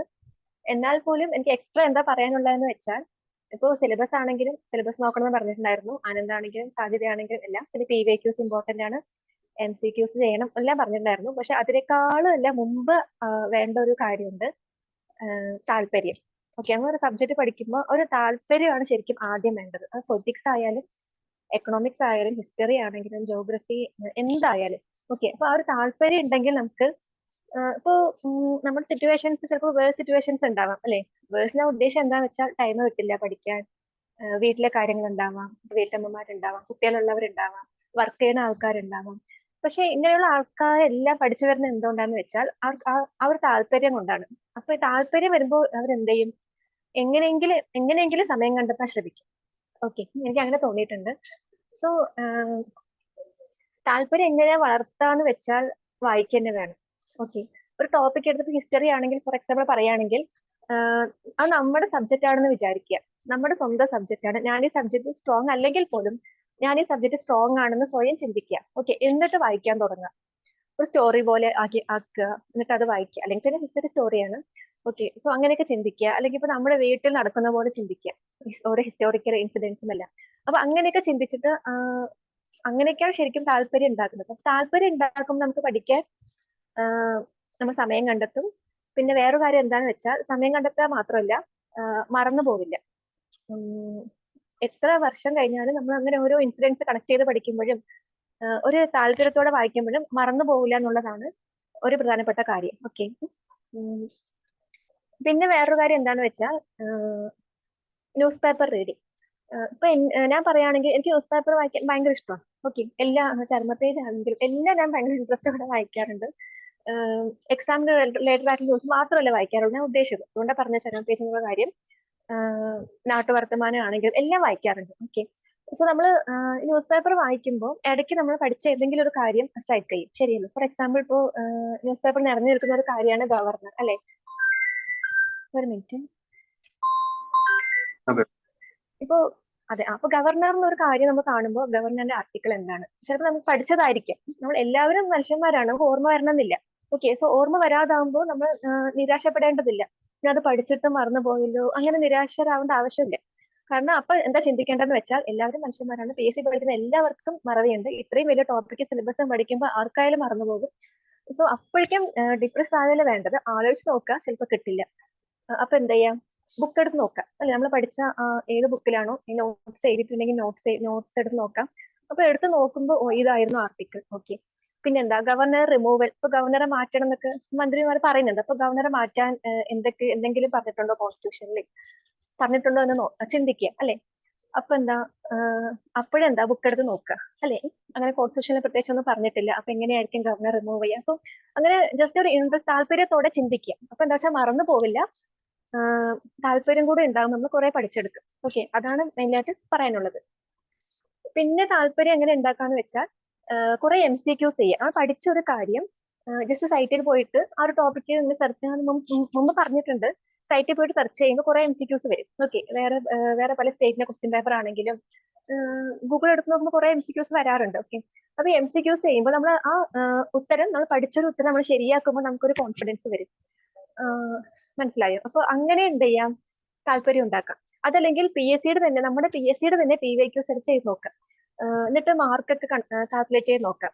അപ്പൊ മാർക്ക് കാൽക്കുലേറ്റ് ചെയ്ത് നോക്കുമ്പോൾ നമുക്ക് കുറഞ്ഞ മാർക്ക് കിട്ടുകയാണെങ്കിൽ പോലും എന്താ ചിന്തിക്കേണ്ടതെന്ന് വെച്ചാൽ ഇത്രയും ശരിയായല്ലോ, ബാക്കിയുള്ള ടോപ്പിക്സ് നമ്മൾ പഠിച്ച ടോപ്പിക്സ് നമ്മൾ കുറെ ശരിയാക്കിയിട്ടുണ്ടാവും എന്തായാലും. അപ്പൊ അത്രയും ശരിയാക്കിയല്ലോ, അപ്പൊ എനിക്ക് പറ്റും, ഇനി വീണ്ടും പഠിച്ചാൽ വീണ്ടും ശരിയാക്കാൻ പറ്റും, അങ്ങനെ ചിന്തിക്കാം. ഓക്കെ, സോ അങ്ങനെയൊക്കെയാണ് ഒരു ടോപ്പിക്സിനോട് നമ്മൾ താല്പര്യം ഉണ്ടാക്കുക. ഓക്കെ, ഇപ്പൊ എക്കണോമിക് കൺസെപ്റ്റ്സ് ആണെങ്കിൽ പോലും പെട്ടെന്ന് മനസ്സിലാക്കാൻ കുറച്ച് പ്രയാസമുള്ള ടോപ്പിക്സ് ആണ് എക്കണോമിക്സ് എല്ലാം. ഓക്കെ, അല്ലാത്തവരുണ്ടാവാം. അപ്പൊ നമുക്ക് ആദ്യം വായിക്കുമ്പോൾ മനസ്സിലാവില്ല. അപ്പൊ എന്താ ചിന്തിക്കേണ്ടത് വെച്ചാൽ എല്ലാവർക്കും പറ്റുന്നുണ്ട്, അല്ലെ? എക്കണോമിക്സ് നമുക്ക് മാത്രമല്ലല്ലോ മനസ്സിലാവാത്തത്, മനസ്സിലാക്കിയ ആൾക്കാരുണ്ട് ലോകത്തിൽ, അതാ ഉദ്ദേശിച്ചത്. സോ എന്താ ചിന്തിക്കേണ്ടതെന്ന് വെച്ചാൽ എല്ലാവർക്കും പറ്റുകയാണെങ്കിൽ നമുക്കും പറ്റും. സോ ഇരുന്ന് വായിച്ച് മനസ്സിലാക്കുക. ഇപ്പൊ ആ ബുക്ക് വായിച്ചിട്ട് നമുക്ക് മനസ്സിലായില്ല എന്ന് വെച്ചാൽ ആ ഒരു സെയിം ടോപ്പിക്ക് യൂട്യൂബിൽ സെർച്ച് ചെയ്ത് നോക്കാം. യൂട്യൂബിൽ പല ചാനലിലും ഉണ്ടാകും, പല ചാനലിൽ പല വിധത്തിലായിരിക്കും അവർ എക്സ്പ്ലെയിൻ ചെയ്തിട്ടുണ്ടാവുക. ഓക്കെ, സോ ഒന്ന് മനസ്സിലാക്കി വേറെ ചാനൽ എടുത്ത് നോക്കുക. ഞാനിപ്പോ എനിക്ക് ഫിസിക്സിലെ ലെൻസ്, കോൺകേവ് ലെൻസ്, അത് എപ്പോഴും മനസ്സിലാകാത്തൊരു ടോപ്പിക്കാണ്. ഓക്കെ, ഞാൻ ഇതുപോലെയാണ് ചെയ്തുകൊണ്ടിരുന്നത്. കാരണം ഓരോരോ ചാനലായിട്ട് എടുത്ത് നോക്കിക്കൊണ്ടേയിരിക്കും, ഏതാണോ ബെസ്റ്റ്, ഏതാ എനിക്ക് മനസ്സിലാവുന്നത്, ആ ചാനലിൽ ഫോളോ ചെയ്തിട്ട് നോട്ട്സ് ഉണ്ടാക്കുമായിരുന്നു. ഓക്കെ, സോ അങ്ങനെയൊക്കെയാണ് ഓരോ ടോപ്പിക്സും പഠിച്ചു വന്നുകൊണ്ടിരുന്നത്. പിന്നെ പറയാനുള്ളത് എന്താ വെച്ചാൽ, പിന്നെ എക്സ്ട്രാ ആയിട്ട് പറയാനുള്ളത്, പിന്നെ എല്ലാവരും പറഞ്ഞ പോലെ തന്നെ സിലബസ് ഇമ്പോർട്ടന്റ് ആണ്. PYQs, MCQs അതെല്ലാം എല്ലാവരും പറഞ്ഞ സെയിം കാര്യം എനിക്ക് പറയാനുള്ളത്, അതുകൊണ്ട് വീണ്ടും റിപ്പീറ്റ് ചെയ്യുന്നില്ല. പിന്നെ ടൈം ടേബിൾ. ഓക്കെ, ടൈം ടേബിളിനെ കുറിച്ച് പറയുമ്പോൾ ഈ ടൈം ടേബിളിന്റെ മെയിൻ അഡ്വാൻറ്റേജ് എനിക്ക് തോന്നിയിട്ടുള്ള എന്താണെന്ന് വെച്ചാൽ നമുക്ക് ടെൻഷൻ ഉണ്ടാവില്ല. എക്സാമിന് മുമ്പ് നമുക്ക് കംപ്ലീറ്റ് ആക്കാൻ പറ്റുമോ ഇല്ലയോ എന്നുള്ള ടെൻഷൻ നമുക്ക് ഉണ്ടാവില്ല. കാരണം നമ്മൾ ഓൾറെഡി സെറ്റ് ചെയ്തിട്ടുണ്ട്, ടൈം ടേബിൾ സെറ്റ് ചെയ്തിട്ടുണ്ട്. പക്ഷെ പല ദിവസങ്ങളിൽ നമുക്ക് ടൈം ടേബിൾ ഫോളോ ചെയ്യാൻ പറ്റില്ല. ഞാനിപ്പോ എപ്പോഴും ടൈം ടേബിൾ ഇടുന്ന ആൾ തന്നെയാണ്. മൺഡേ ഇത് പഠിക്കണം, ട്യൂസ്ഡേ ഇത് പഠിക്കണം, ഇത് വീണ്ടും മൺഡേ അഗെയിൻ സെയിം റിപ്പീറ്റേഷൻ, അങ്ങനെയാണ് ഞാൻ സാധാരണ ടൈം ടേബിൾ ഇടാറുള്ളത്. ടൈം വെച്ച് ടൈം ടേബിൾ ഇടാറില്ല. കാരണം ഞാനും മാരീഡ് ആണ്. അന്ന് എനിക്ക് ഡൽഹി പഠിക്കുമ്പോൾ എനിക്ക് ഒരു കുട്ടി ഉണ്ടായിരുന്നുള്ളൂ. പക്ഷെ ഒരു 3 വയസ്സ് ആ ഒരു പ്രായമായിരുന്നു. അപ്പൊ ഭയങ്കര അഗ്രസീവ് ആയിട്ടുള്ള ഒരു പ്രായമാണെന്ന് അറിഞ്ഞത്. അപ്പോ അങ്ങനെ ടൈം വെച്ച് ടൈം ടേബിൾ ഇടാറില്ല. ഓരോ ദിവസം എത്ര പഠിക്കും അങ്ങനെയായിരുന്നു ടൈം ടേബിൾ സെറ്റ് ചെയ്തിട്ടുണ്ടായിരുന്നത്. അപ്പൊ നമുക്കൊരു ഐഡിയ കിട്ടും. ഇപ്പൊ ഫോളോ ചെയ്യാൻ പറ്റിയില്ലെങ്കിൽ പോലും ഒരു ദിവസം ലാഗ് ചെയ്തത് ഞാൻ അടുത്ത ആഴ്ച, ഇപ്പൊ മൺഡേ പഠിക്കുന്ന കാര്യം പിന്നെ അടുത്ത ആഴ്ച ഞാൻ പഠിക്കുക. ഓക്കെ, സോ അന്ന് എന്ത് ചെയ്യും, അന്ന് മാക്സിമം കംപ്ലീറ്റ് ചെയ്യാൻ നോക്കാറുണ്ടായിരുന്നു. നമുക്കറിയാലോ, ഒരു ചൊല്ലല് ഉണ്ടല്ലോ, an idiot with a plan can beat an intelligent without a plan എന്നാണ്. സോ എപ്പോഴും എന്ത് വേണം, ഒരു പ്ലാൻ ഉള്ളത് നല്ലതാണ്. പിന്നെ സാജിദ സലീം പറഞ്ഞൊരു കാര്യമുണ്ട്, ഞാൻ എപ്പോഴും ചിന്തിക്കാറുള്ള കാര്യമാണ്. കാരണം എന്താ വെച്ചാൽ എക്സാം എന്താണോ ഡിമാൻഡ് ചെയ്യണത് അതാണ് നമ്മൾ പഠിക്കേണ്ടത്. ഓക്കെ, സോ അത് ഞാൻ ചിന്തിച്ച എപ്പോഴാന്ന് വെച്ചാൽ ഞാൻ മൻസൂർ സാറിന്റെ ചാനലായിരുന്നു കുറെ ഫോളോ ചെയ്തിട്ടുണ്ടായിരുന്നു, PSC ത്രില്ലർ. ആ ടൈമില് സാറ് ടൈം ടേബിൾ ഒക്കെ ഇട്ടിട്ട് ഇങ്ങനെ എക്സാം എന്നും ഇത്ര പഠിക്കണം, പിന്നെ എന്താ എക്സാം ഒക്കെ ഇടാറുണ്ടായിരുന്നു. ഇപ്പൊ ഇല്ലാതെ തോന്നുന്നു അങ്ങനെ. അപ്പോ അതായിരുന്നു ഫോളോ ചെയ്തത്. അപ്പൊ സാറിന്റെ ചാനലിന്റെ ക്യാപ്ഷൻ തന്നെ ഇതായിരുന്നു, എന്താന്ന് വെച്ചാൽ നിങ്ങൾ പഠിക്കുന്നത് PSC ചോദിക്കണം എന്ന് നിർബന്ധം പിടിക്കരുത്, പകരം PSC എന്താണോ ചോദിക്കുന്നത് അതാണ് നിങ്ങൾ പഠിക്കേണ്ടത്. ഓക്കെ, ആ ഒരു ക്യാപ്ഷനാണ് ഇപ്പോഴും ആ ഗ്രൂപ്പ് എടുത്ത് നോക്കിയാൽ കാണാൻ പറ്റും, ചാനൽ എടുത്ത് നോക്കിയാൽ കാണാൻ പറ്റും. സോ പഠിക്കുമ്പോഴെല്ലാം ഈ ഒരു കാര്യം എനിക്ക് മനസ്സിലുണ്ടാകും. എന്താന്ന് വെച്ചാൽ ശരിയാണ്, വരച്ചു കാലി പഠിക്കാൻ പാടില്ല. PSC എന്താണോ ചോദിക്കുന്നത് അത് മാത്രം പഠിച്ചാൽ മതി, അത് നന്നായി പഠിക്കണം. ഓക്കെ, ബാക്കി കാര്യങ്ങളൊക്കെ പഠിച്ചിട്ട് PSC ചോദിച്ചിട്ടുണ്ടെങ്കിൽ ആ ടൈം വേസ്റ്റ് ആവുമല്ലോ എന്നൊക്കെ ഞാൻ ചിന്തിക്കാറുണ്ട്. അതിന് മെയിൻലി സഹായിക്കുന്നത് PYQs തന്നെയാണ്. കാരണം PSC നമുക്കറിയാം കുറെ റിപ്പീറ്റേറ്റീവ് ആയിട്ട് ചോദിക്കാറുണ്ട് ക്വസ്റ്റ്യൻസ്. സോ PYQs അതിന് ഹെൽപ്പ് ചെയ്തിട്ടുണ്ട്. ഇത് കുറെ MCQs ചെയ്യുമ്പോൾ നമ്മൾ ആ ഒരു ടോപ്പിക്കിൽ ഇങ്ങനെ ഇപ്പൊ ടെലിഗ്രാം ചാനൽസ് കുറെ ഹെൽപ്പ് ചെയ്തിട്ടുണ്ട്. കുറെ ചാനൽസിൽ MCQs പോൾസ് ഇട്ടുകൊണ്ടേ ഇരിക്കാറുണ്ടല്ലോ. അപ്പൊ എല്ലാം ഞാൻ ചെയ്യാറുണ്ടായിരുന്നു. LD ടൈമിൽ എല്ലാ ചാനലിലും പോൾസ് ഇങ്ങനെ നോക്കി പോകാറുണ്ടായിരുന്നു. അപ്പോ ഒരു ക്വസ്റ്റ്യൻ തന്നെ 2-3 പ്രാവശ്യം റിപ്പീറ്റ് ചെയ്യാറുണ്ടല്ലോ. അപ്പൊ അതെന്താ വെച്ചാൽ നമ്മൾ ആ ഒരു കാര്യം മനസ്സിൽ പതിയും. അതാണ് ഒരു ടൈപ്പ് റിവിഷൻ കൂടിയാണ് എന്താ ഈ MCQs ചെയ്യാന്നുള്ളത്. ഓക്കെ, എനിക്ക് ഇത്രേ പറയാനുള്ളൂ ശരിക്കും. ബാക്കിയെല്ലാം എല്ലാവരും പറഞ്ഞ സെയിം കാര്യം തന്നെയാണ്, അതുകൊണ്ട് ഞാൻ വീണ്ടും ബോറടിപ്പിക്കുന്നില്ല. Okay, thank you Sajitha. So എനിക്ക് ആനന്ദിനോട് ഒരു ചോദ്യം ഉണ്ടായിരുന്നു. ആനന്ദ് അവൈലബിൾ ആണോ? പറഞ്ഞോളൂ. ആനന്ദിന്റെ ഫസ്റ്റ് എക്സാം ആയിരുന്നില്ലേ 10th? ഫസ്റ്റ് PSC എക്സാം ആയിരുന്നില്ലേ? ഫസ്റ്റ് PSC എക്സാം ആയിരുന്നു. ബുക്ക് സോഴ്സ് ഒന്ന് ഷെയർ എന്തോ ബുക്കുകൾ യൂസ് ചെയ്ത ബുക്കാണോ അല്ലെങ്കിൽ എന്തെങ്കിലുമൊക്കെ ടെലിഗ്രാം ചാനൽസ് യൂസ് ചെയ്തതൊന്ന് ഷെയർ ചെയ്യോ കുട്ടികൾക്ക് വേണ്ടിയിട്ട്? ഓക്കെ. അപ്പോ PSC ഞാൻ പഠിക്കാൻ തുടങ്ങിയത് തന്നെ ഞാൻ പറഞ്ഞ പോലെ 2020 കോവിഡിന്റെ ഒക്കെ സമയത്താണ് തുടങ്ങിയത്. അപ്പോൾ ടോട്ടലി ഒരു ബിഗിനർ ആയിട്ടായിരുന്നു അത് സ്റ്റാർട്ട് ചെയ്തിരുന്നത്. അപ്പോൾ ഏതൊക്കെ ഫീൽഡാണ് നമുക്ക് പഠിക്കാനായിട്ട് ഇൻട്രസ്റ്റ് ഉള്ളത്, അല്ലെങ്കിൽ ഏതൊക്കെ ഫീൽഡുകളാണ് നമുക്ക് താല്പര്യമുള്ളതെന്നുള്ളത് വെച്ചിട്ടായിരുന്നു ഞാൻ ആദ്യം പഠിക്കാനായിട്ട് തുടങ്ങിയത്. അപ്പോൾ പിന്നെ സിലബസ് നോക്കി. ഇപ്പോൾ സിലബസ് നോക്കിയപ്പോൾ പ്രിലിംസിനായിട്ടാണെങ്കിലും ഇപ്പോൾ മെയിൻസിനായിട്ടാണെങ്കിലും മാത്സ്, ഇംഗ്ലീഷ്, മലയാളം പഠിച്ചു കഴിഞ്ഞാൽ അത് രണ്ടിനും ഏകദേശം മെയിൻസിന് 30ഓളം മാർക്കും പ്രിലിംസിന് 50ഓളം മാർക്കും അപ്പൊ തന്നെ സെറ്റ് ആവും. അത് പിന്നെ കാര്യമായിട്ട് എപ്പോഴും ഇടയ്ക്ക് റിവൈസ് ചെയ്ത് കൊടുത്താൽ മാത്രം മതി. അപ്പോ ആദ്യം അതായിരുന്നു ഞാൻ പഠിച്ച് സെറ്റ് ആക്കിയിരുന്നത്. അപ്പോ മാത്സിന് വേണ്ടി ഞാൻ കൂടുതലും ടെലിഗ്രാം, യൂട്യൂബ് ചാനലുകളായിരുന്നു ഉപയോഗിച്ചിരുന്നത്. ഉദാഹരണത്തിന് മാത്സിന്റെ ഇപ്പോ അൺഅക്കാഡമിയുടെ കുറച്ച് നല്ല എഡ്യൂക്കേറ്റേഴ്സ് ഒക്കെ യൂട്യൂബിൽ ക്ലാസ് എടുക്കുന്നുണ്ട്. അപ്പോൾ നമ്മൾ യൂട്യൂബിൽ കയറി PSC മാത്തമാറ്റിക്സ് പ്ലേലിസ്റ്റ് എന്ന് അടിച്ചു കൊടുത്തു കഴിഞ്ഞാൽ പ്ലേലിസ്റ്റ് ആയിട്ട് മാത്സിന്റെ ഫുൾ ടോപ്പിക്കുകളും കാണാൻ പറ്റും. അതിൽ ഏതെങ്കിലും നല്ലൊരു പഠിപ്പിക്കുന്ന മനസ്സിലാവുന്ന ഒരു എഡ്യൂക്കേറ്ററിന്റെ ഫോളോ ചെയ്തിട്ട് അതിന്റെ മുഴുവൻ നോട്ട്സ് ഉണ്ടാക്കി വെച്ചിട്ട് പഠിക്കുന്നതായിരിക്കും എളുപ്പം. അങ്ങനെയായിരുന്നു ഞാൻ ഫോളോ ചെയ്തിരുന്നത്. പിന്നെ മലയാളം ആണെങ്കിലും ഞാൻ യൂട്യൂബിൽ ഫ്രണ്ട്ലി PSC എന്ന് പറഞ്ഞൊരു ചാനലുണ്ട്. ഒരു ടീച്ചർ നല്ല രസമായിട്ട് ക്ലാസ് എടുക്കുന്ന ഒരു ടീച്ചർ ഉണ്ടായിരുന്നു. അപ്പൊ പുള്ളിക്കാരിയുടെ ക്ലാസ് ആയിരുന്നു ഫോളോ ചെയ്തിരുന്നത് മലയാളത്തിന് വേണ്ടി. പിന്നെ ഇംഗ്ലീഷിന് നമ്മളുടെ ജാഫർ PSC എന്ന് പറഞ്ഞ ഒരു യൂട്യൂബ് ക്ലാസ് ആയിരുന്നു ഞാൻ ഫോളോ ചെയ്തിരുന്നത്. ഇവരുടെ മാത്രമല്ല, ഇഷ്ടംപോലെ യൂട്യൂബിൽ നോക്കി കഴിയുമ്പോൾ നല്ല എഡ്യൂക്കേറ്റേഴ്സ് ഉണ്ടാവും. അപ്പോ അവരുടെ പഠിപ്പിക്കുന്നത് ആരാണോ മനസ്സിലാവുന്നത് അപ്പം അത് ഫോളോ ചെയ്യുന്നതായിരിക്കും നല്ലത്. അപ്പോൾ എല്ലാം ഇപ്പം ഇംഗ്ലീഷിന്റെ ക്ലാസ് ആണെങ്കിൽ PSC ഇംഗ്ലീഷ് പ്ലേലിസ്റ്റ് അല്ലെങ്കിൽ PSC മലയാളം പ്ലേലിസ്റ്റ് അങ്ങനെ കൊടുക്കുമ്പോൾ പ്ലേലിസ്റ്റ് ആയിട്ട് തന്നെ നമുക്ക് അവൈലബിൾ ആയിരിക്കും. അപ്പോൾ പ്ലേലിസ്റ്റ് നോക്കുമ്പോൾ അതിന്റെ അഡ്വാൻറ്റേജ് എന്ന് വെച്ച് കഴിഞ്ഞാൽ നമുക്ക് ഏതൊക്കെ ക്ലാസ്സുകൾ ടോപ്പിക്ക് ആ ഒരു എക്സാമിന് വേണ്ടിയിട്ടുള്ള ഫുൾ ടോപ്പിക്കുകളും മിക്കവാറും ആ പ്ലേലിസ്റ്റിൽ തന്നെ ഉണ്ടാവും. നമ്മൾ ഓരോ ഇൻഡിവിജ്വൽ ആയിട്ടുള്ള വീഡിയോ പോയി തപ്പി കണ്ടുപിടിക്കേണ്ട ആവശ്യമില്ല. ആ പ്ലേലിസ്റ്റും ഫുള്ള് ഫോളോ ചെയ്ത് കഴിഞ്ഞാൽ നമുക്ക് സിലബസ് കവർ ചെയ്യാനുള്ള നമ്മളുടെ ടോപ്പിക്സ് മുഴുവനും അതിനകത്ത് തന്നെ മിക്കവാറും കവർ ചെയ്തിട്ടുണ്ടാവും. അപ്പൊ അങ്ങനെയായിരുന്നു മാത്സ്, ഇംഗ്ലീഷ്, മലയാളം ഫോളോ ചെയ്തിരുന്നത്. പിന്നെ കുട്ടികളുടെ ടെക്സ്റ്റ് ബുക്കും ഇപ്പൊ മലയാളത്തിനൊക്കെ ആണെങ്കിൽ 1ാം ക്ലാസ്സിലെ ടെക്സ്റ്റ് ബുക്കിൽ നിന്ന് ഓരോ ചോദ്യങ്ങൾ ചോദിച്ചിട്ടുണ്ട്.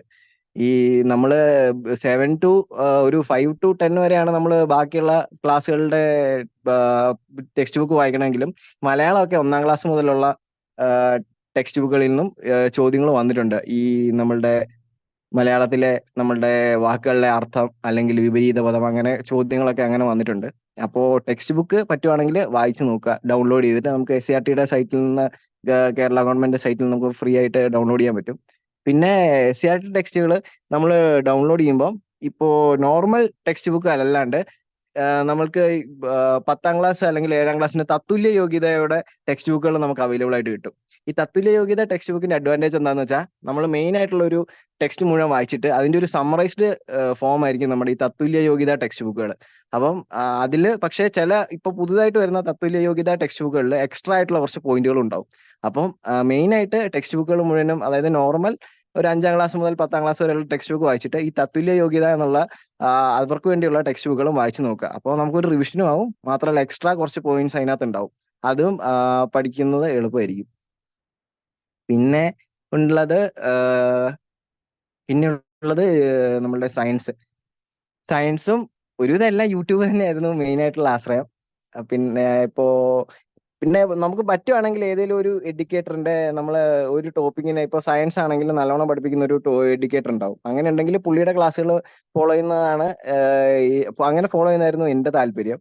അങ്ങനെ അതായത് മൾട്ടിപ്പിൾ ചാനലുകളിൽ നിന്ന് ഓരോന്നും കണ്ട് ഇപ്പൊ മനസ്സിലാവാത്ത ടോപ്പിക്കുകളാണെങ്കിൽ ഓക്കെ, അല്ലെങ്കിൽ ഒരു ആള് തന്നെ ഇപ്പോൾ അയാൾ പഠിപ്പിക്കുന്ന രീതി ഇഷ്ടപ്പെടുവാണെങ്കിൽ ആ ഒരു ചാനലിൽ അയാളുടെ ആ ഒരു പർട്ടിക്കുലർ ടോപ്പിക്കുകൾ മുഴുവനും കവർ ചെയ്ത് കഴിഞ്ഞാൽ പിന്നെ നമുക്കത് കുറച്ചുകൂടെ മനസ്സിൽ തങ്ങി നിൽക്കുമായിരുന്നു.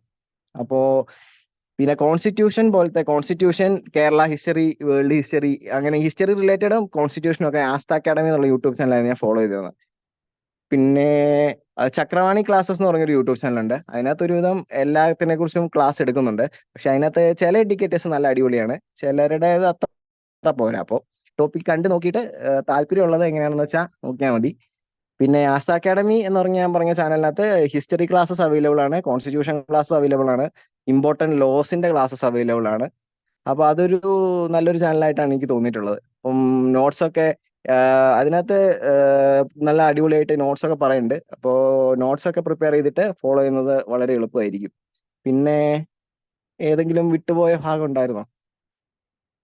ഇല്ല, എല്ലാ ടോപ്പിക്കും കവർ ചെയ്തെന്ന് തോന്നുന്നു. പിന്നെ ബുക്കിന്റെ കാര്യം, ടെക്സ്റ്റ് ബുക്കുകൾ, SCRT ടെക്സ്റ്റ് ബുക്കുകൾ അത് തന്നെയായിരുന്നു മെയിൻ. അതായത് 5ാം ക്ലാസ് തൊട്ട് 10ാം ക്ലാസ് വരെ എല്ലാം കഴിഞ്ഞ് സമയം കിട്ടുവാണെങ്കിൽ മാത്രം +1ന്റെയും +2 നോക്കുക. അത് നോക്കണം എന്ന് ഞാൻ നിർബന്ധം പറയുന്നില്ല, എല്ലാം കഴിഞ്ഞ് സമയം ഉണ്ടെങ്കിൽ മാത്രം അത് നോക്കണം, നിർബന്ധം ഇല്ല. പിന്നെ PSC റാങ്ക് ഫയൽ, ഇപ്പോ നമ്മളുടെ ഈ ടോപ്പിക്കുകൾ മുഴുവനും ഒരു ടൈം ടേബിൾ സെറ്റ് ആക്കി ഓരോ ടോപ്പിക്ക് വൈസ് നമ്മൾ ഓരോ ദിവസവും പഠിച്ച് നമ്മളുടെ ടൈം ടേബിൾ പ്രകാരം എല്ലാം കഴിഞ്ഞു, അല്ലെങ്കിൽ എല്ലാ സിലബസും കവർ ചെയ്തു, ഇനി എക്സ്ട്രാ പോയിന്റ്സ് പഠിക്കണം, ആ ഒരു ലെവൽ എത്തിക്കഴിയുമ്പോൾ മാത്രം റാങ്ക് ഫയൽ നോക്കിയിട്ട് എക്സ്ട്രാ വരുന്ന ഫാക്ട്സ് മാത്രം ജസ്റ്റ് പഠിച്ചു നോക്കുക. പിന്നെ ടെലിഗ്രാമിൽ തന്നെയാണെങ്കിലും ഇഷ്ടംപോലെ ചാനൽസ് അവൈലബിൾ ആണ്. ഞാൻ ഫോളോ ചെയ്തിരുന്ന കുറച്ച് ചാനൽസ് പറയാം. ഇപ്പോ സജിത പറഞ്ഞ പോലെ PSC ത്രില്ലർ എന്ന് പറഞ്ഞ ആ ചാനലിനകത്ത് പുള്ളിക്കാരന്റെ നേരത്തെ മൻസൂർ സാറിന്റെ ക്ലാസ്സുകളുടെ ലിങ്ക് ഒക്കെ നേരത്തെ അവൈലബിൾ ആയിരുന്നു. പക്ഷെ ഇപ്പം ക്ലാസിന്റെ ലിങ്കുകളില്ല. പക്ഷേ പുള്ളിക്കാരൻ ഇട്ടിരുന്ന മോക്ക് ടെക്സ്റ്റുകൾ മുഴുവൻ ഇഷ്ടംപോലെ അവൈലബിൾ ആണ്. അതായത് ഇഷ്ടംപോലെ ക്വസ്റ്റ്യൻസും ആൻസേഴ്സും ആ ഗ്രൂപ്പിനകത്ത് കിടപ്പുണ്ട്. അത് കുറച്ച് ബാക്കിലേക്ക് സ്ക്രോൾ ചെയ്ത് നോക്കി കഴിഞ്ഞാൽ 10th സിലബസിലെ ഓരോ ചാപ്റ്റർ വൈസ് ഉള്ള ടോപ്പിക്സും അതിനെ ബേസ് ചെയ്തിട്ടുള്ള ക്വസ്റ്റ്യൻസും ഇഷ്ടംപോലെ അവൈലബിൾ ഉണ്ട്. അത് കൂടുതലും സ്റ്റേറ്റ്മെന്റ് ആയിട്ടാണ് അതിനകത്ത് ഇട്ടിരിക്കുന്നത്. അപ്പോൾ ആ എക്സാംസ് മുഴുവനും ടോപ്പിക് വൈസ് നോക്കി കഴിഞ്ഞാൽ അത് വലിയൊരു അസറ്റ് ആയിരിക്കും. പിന്നെ പിന്നെ CAക്ക് വേണ്ടി അല്ലെങ്കിൽ കറണ്ട് അഫയേഴ്സിന് വേണ്ടിയിട്ട് യൂട്യൂബില് PSC ചലഞ്ചർ എന്ന് പറഞ്ഞൊരു യൂട്യൂബ് ചാനലുണ്ട്. ഞാൻ അതായിരുന്നു ഫോളോ ചെയ്തിരുന്നത്. അപ്പം പുള്ളിക്കാരൻ്റെ തന്നെ കോഴ്സസ് ഒക്കെ അവൈലബിൾ ആണ്, 500 രൂപ അത്രയും കണ്ടേ ഉള്ളൂ. പക്ഷെ പുള്ളിക്കാരൻ്റെ ക്ലാസ് കണ്ടു നോക്കി കഴിഞ്ഞാൽ ഭയങ്കര നല്ല ക്ലാസ് ആണ്. പിന്നെ ടെലിഗ്രാമിലാണെങ്കിൽ CAPD എന്ന് പറഞ്ഞൊരു ചാനൽ ഉണ്ടായിരുന്നു. പിന്നെ മലയാളത്തിനാണെങ്കിൽ മലയാളം ഫെസ്റ്റിവൽ എന്ന് പറഞ്ഞൊരു ടെലിഗ്രാം ചാനലുണ്ട്. ഇതൊക്കെയായിരുന്നു ഞാൻ കൂടുതൽ ഫോളോ ചെയ്യുന്ന ടെലിഗ്രാം ചാനലും യൂട്യൂബും. ഇത് തന്നെയായിരുന്നു കൂടുതലും പഠിച്ചിരുന്നത് നമ്മള്. പിന്നെ സമയം കിട്ടുവാണെങ്കിൽ ഇപ്പോൾ എൻട്രി അല്ലെങ്കിൽ അൺഅക്കാഡമി തുടങ്ങിയ പ്ലാറ്റ്ഫോമുകൾ നമുക്ക് ഫ്രീ ആയിട്ട് ക്ലാസ്സസ് തരുന്നുണ്ട്. അതായത് നമുക്ക് അവരുടെ സ്കോളർഷിപ്പ് ടെസ്റ്റ് എഴുതിയിട്ട് നമുക്ക് ഫ്രീ ആയിട്ട് പഠിക്കാൻ പറ്റും. അപ്പൊ അങ്ങനെ സമയം കിട്ടി അങ്ങനെ അവൈലബിൾ ആയിട്ട് എന്തെങ്കിലും പെർസ്യൂ ചെയ്യാൻ പറ്റും എന്നുള്ളവർ അതും ട്രൈ ചെയ്ത് നോക്കുക. അതായത് ഇടയ്ക്ക് അത് ഇവർ എപ്പോഴാണ് വിളിക്കുന്നതെന്ന് അറിയില്ല, പക്ഷെ ഇടയ്ക്ക് അവർ സ്കോളർഷിപ്പ് ടെസ്റ്റുകൾ വെക്കാറുണ്ട്. അപ്പോൾ അതിൽ എഴുതി കഴിഞ്ഞാൽ നമുക്ക് അവരുടെ ഫുൾ കോഴ്സ് ഫ്രീ ആയിട്ട് അറ്റൻഡ് ചെയ്യാം, നമുക്ക് പൈസ ഒന്നും കൊടുക്കേണ്ട ആവശ്യമില്ല. അപ്പൊ എനിക്ക് അങ്ങനെ ഒരു ഇത് കിട്ടിയിട്ടുണ്ടായിരുന്നു. അപ്പൊ അങ്ങനെ ട്രൈ ചെയ്ത് നോക്കുക. അത് കിട്ടിക്കഴിഞ്ഞാൽ അവരുടെ എല്ലാ ക്ലാസ്സുകളും ഫോളോ ചെയ്ത് നമുക്ക് പഠിക്കാനായിട്ട് പറ്റും. അപ്പൊ ഇതൊക്കെയായിരുന്നു. പിന്നെ ഫ്രീ PSC ടോക്സ് എന്ന് പറഞ്ഞ വേറൊരു ടെലിഗ്രാം ചാനൽ ഉണ്ട്, ഫ്രീ PSC ടോക്സ്. അതിനകത്ത് ഒരുവിധം നമ്മളുടെ PSC സംബന്ധമായിട്ടുള്ള എല്ലാ ടോപ്പിക്കുകളെ കുറിച്ചും നല്ല PDF-കളും കാര്യങ്ങളൊക്കെ നല്ല അവൈലബിൾ ആണ്. അതിനകത്ത് ഏകദേശം ഒരു 630ഓളം ഫയൽസ് ആ ചാനലിൽ തന്നെ ഷെയർ ചെയ്തിട്ടുണ്ട്. പല പല ടോപ്പിക്കുകളെ കുറിച്ച്, ഇമ്പോർട്ടന്റ് ആയിട്ടുള്ള ലോസിനെ കുറിച്ച്, എല്ലാത്തിനെ കുറിച്ചും ഒരു വലിയൊരു കമ്പൈലേഷൻ ആണ് ആ ഒരു ചാനൽ, ഫ്രീ PSC ടോക്സ് എന്ന് പറയും. അപ്പോൾ ആ ചാനലിനകത്ത് കയറി നോക്കിക്കഴിഞ്ഞാൽ അതിൻ്റെ അകത്ത് PDF സെക്ഷൻ നോക്കിക്കഴിഞ്ഞാൽ, ഡോക്യുമെന്റ് സെക്ഷൻ നോക്കിക്കഴിഞ്ഞാൽ കുറെ ടോപ്പിക്കുകളെ കുറിച്ച് ഉള്ള PDF-കളെല്ലാം അവൈലബിൾ ആയിട്ട് കിട്ടും. ഇതായിരുന്നു ഞാൻ ബേസിക്കലി ഫോളോ ചെയ്തിരുന്ന സോഴ്സുകളെല്ലാം. Thank you Anand. ജോബിന് അവൈലബിൾ ആണോ? ജോബിന് റേഞ്ച് ഇഷ്യൂസ് ഉണ്ടെന്ന് തോന്നുന്നു. ജോബിനെ കുറിച്ച് എനിക്ക് ഓർമ്മയുള്ള ഒരു കാര്യം എന്ന് പറഞ്ഞാല് ഒരുപാട് ഫോഴ്സ് എക്സാമുകളുടെ എക്സാം പാസ്സായിട്ടുണ്ടാവും. ഫിസിക്കലിന്റെ ടൈമിൽ ബുദ്ധിമുട്ടുകൾ വന്നിട്ട് ഒരുപാട് എക്സാം ജസ്റ്റ് മിസ്സായ ഒരാളാണ് ജോബിൻ. പക്ഷെ ജോബിന് ആ ഒരു ഇതിലൊക്കെ ഡൗൺ ആകാതെ കണ്ടിന്യൂസ് ആയിട്ട് തന്റെ പ്രിപ്പറേഷൻ തുടർന്ന് ലാസ്റ്റില് LDയും കിട്ടി. സെക്രട്ടേറിയറ്റ് അസിസ്റ്റന്റ് എക്സാമിലും നല്ലൊരു റാങ്കിൽ വന്നു. കറന്റ്ലി സെക്രട്ടേറിയറ്റ് അസിസ്റ്റന്റ് ആയിട്ട് വർക്ക് ചെയ്യാണ്. അപ്പൊ അത് നമുക്ക് ജോബിനിൽ നിന്ന് പഠിക്കാൻ പറ്റുന്ന ഒരു കാര്യമാണ്. കാരണം ഒരുപാട് സെറ്റ് ബാക്സ് വന്നിട്ടും ഇപ്പൊ പല ചെറുപ്പക്കാരും പറയാറുണ്ട്, ഞാൻ കുറെ നാളായി, വീട്ടിൽ നിന്ന് ഓരോന്ന് പറയുന്നു, നാട്ടുകാർ പറയുന്നു, പക്ഷെ അതിലൊന്നും തളരാതെ മുന്നോട്ട് പോയി വിജയം കൈവരിച്ച ഒരാളാണ്. നമുക്ക് ജോയിൻ ചെയ്യാൻ ഇപ്പം കേൾക്കാൻ കഴിയുന്നില്ല, അല്ലെങ്കിൽ നമുക്ക് ഒരുപാട് കാര്യങ്ങൾ ജോബിൽ നിന്ന് അറിയാൻ കഴിയായിരുന്നു. നമുക്ക് ക്വസ്റ്റ്യൻസ് ഓപ്പൺ ചെയ്യാം. ക്വസ്റ്റ്യൻസ് ചോദിക്കാനുള്ള ഒരു ഹാൻഡ് റേസ് ചെയ്യാവോ?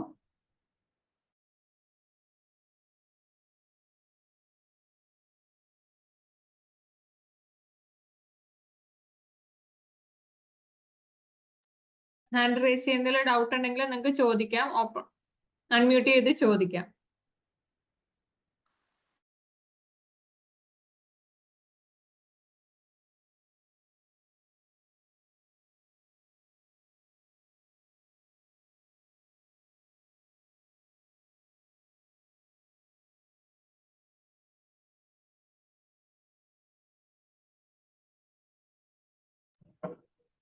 ഹലോ,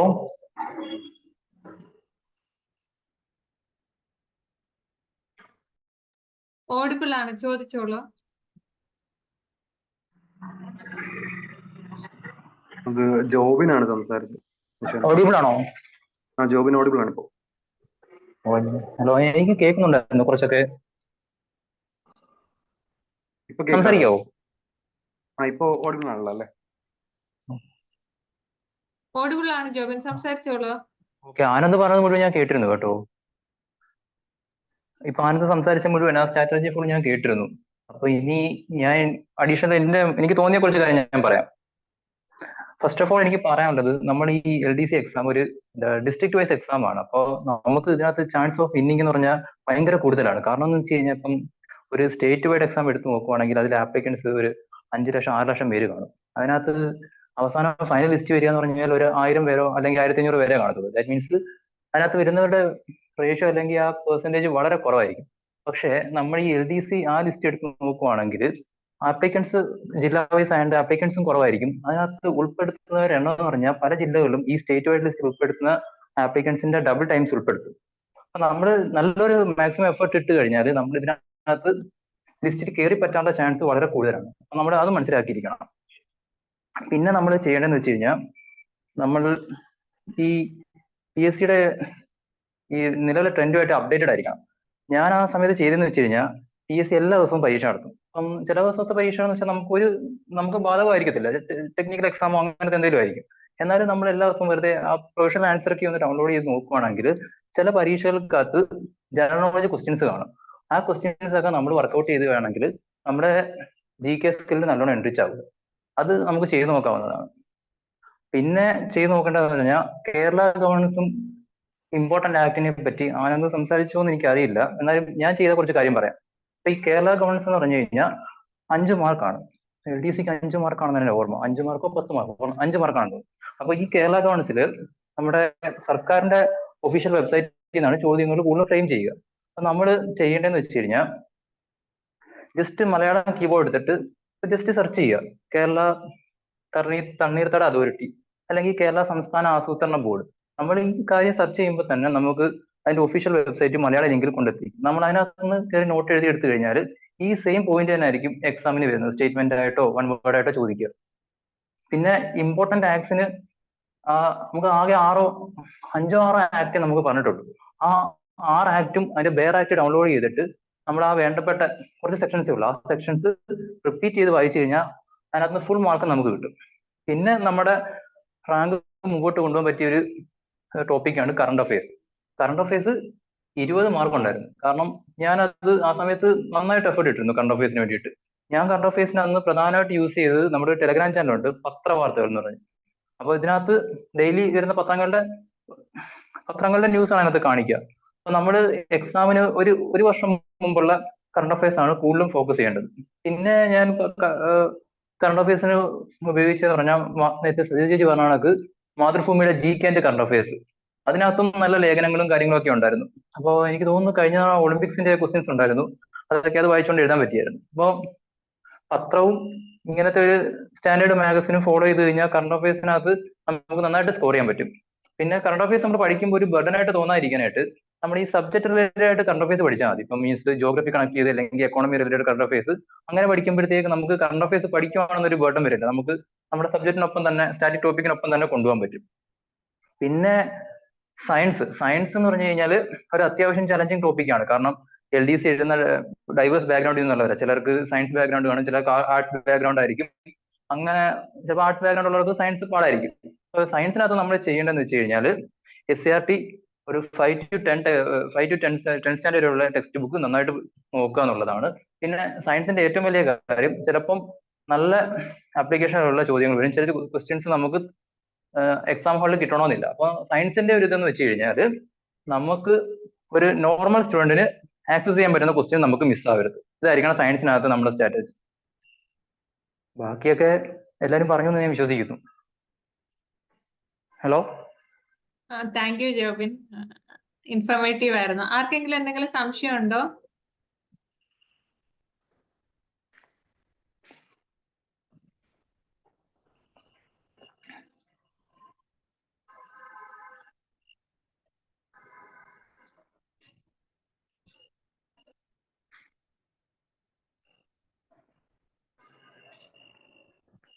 നമുക്ക് ലഭിച്ച മെയിൻ സംശയങ്ങൾ ഒന്ന് മലയാളം, മാത്സ്, ഇംഗ്ലീഷിലെ പ്രിപ്പറേഷൻ സ്ട്രാറ്റജിയും CA ആയിരുന്നു. അത് രണ്ടും നിങ്ങൾ എല്ലാവരും പറഞ്ഞിട്ടുണ്ട്. നെഗറ്റീവ് മാർക്ക് എങ്ങനെ കുറയ്ക്കാം എന്നുള്ളതിനെ കുറിച്ച് ജോബിനൊന്ന് പറയാവോ? നെഗറ്റീവ് മാർക്ക് ഇപ്പൊ നമ്മുടെ LDC കേൾക്കാവോ? ഓഡിബിൾ ആണ്, കേൾക്കാൻ പറ്റുന്നുണ്ട്. നെഗറ്റീവ് മാർക്ക് ഒഴിവാക്കാന്ന് വെച്ച് കഴിഞ്ഞാൽ LDC എക്സാമിൽ മിക്കതും നമ്മളെ കൺഫ്യൂസ് ചെയ്യുന്ന രീതിയിലുള്ള ചോദ്യങ്ങളായിരിക്കും, എന്നാൽ നമുക്ക് ആൻസർ ചെയ്യാൻ പറ്റുന്നതായിരിക്കും. അപ്പോൾ നമ്മൾ ക്വസ്റ്റ്യൻ വായിച്ച് ഉടനെ ചാടി കയറി എഴുതാതെ ഒരു വട്ടോടെ ഒന്ന് വായിച്ചിട്ട് ആ ചോദ്യം ചോദിച്ചിരിക്കുന്ന എന്തെങ്കിലും ട്രാപ്പ് ഉണ്ടോ എന്നൊക്കെ നോക്കിയിട്ട് അറ്റംപ്റ്റ് ചെയ്യുന്നതായിരിക്കും ഇത്തിരി വയസ്സ്. ചിലപ്പം ചില ചോദ്യങ്ങളൊക്കെ നമ്മളെ കൺഫ്യൂസ് ചെയ്യിക്കാനായിട്ട് A ഓപ്ഷൻ ഇട്ട് തരും, നമ്മൾ ആ ട്രാപ്പിൽ വീഴും, നെഗറ്റീവിലേക്ക് പോകും. പിന്നെ മൾട്ടിപ്പിൾ ടൈംസ് ക്വസ്റ്റ്യൻ റീഡ് ചെയ്യുക എന്നുള്ളതാണ് ഒരു സ്ട്രാറ്റജി. പിന്നെ ഈ നമ്മൾ ഇതുവരെ കേട്ടിട്ടുള്ള ക്വസ്റ്റ്യൻസ് ഒക്കെ ചിലപ്പോൾ ചോദിക്കും, അപ്പൊ അത് നമ്മൾ കയറി ആ ക്വസ്റ്റ്യൻ നമ്മൾ അറ്റൻഡ് ചെയ്തില്ല എന്ന് പറഞ്ഞിട്ട് നമ്മുടെ റാങ്കിനെ ബാധിക്കത്തൊന്നുമില്ല. അപ്പോ നമ്മൾ ഫെമിലിയർ അല്ലാത്ത, നമ്മൾ പഠിച്ചിട്ടില്ലാത്തൊരു ക്വസ്റ്റ്യൻ ആണെങ്കിൽ വൈസായിട്ട് സ്കിപ്പ് ചെയ്യുന്നതായിരിക്കും നല്ലത്. പിന്നെ മാത്സ്, ഇംഗ്ലീഷ്, മലയാളം കൂടുതലും പ്രീവിയസ് ക്വസ്റ്റ്യൻസ് തന്നെ ഫോക്കസ് ചെയ്യുന്നതാണ് നല്ലത്. കാരണം ഈ ക്വസ്റ്റ്യൻ മാറുന്നെങ്കിലും ആ ചോദിച്ചേക്കുന്ന ആ രീതികളും ആ ടോപ്പിക്കൊക്കെ തന്നെ ആയിരിക്കും വീണ്ടും റിപ്പീറ്റ് ചെയ്ത് വരിക. പിന്നെ ഇംഗ്ലീഷിന്റെയും മലയാളത്തിന്റെയും കാര്യത്തിൽ മാക്സിമം വൊക്കാബുലറി ഒപ്പിച്ചിട്ട് നമ്മൾ അതിനകത്ത് എലിമിനേറ്റ് ചെയ്ത് ഉത്തരത്തിലെത്തുന്ന രീതിയായിരുന്നു ഞാൻ ചെയ്തത്.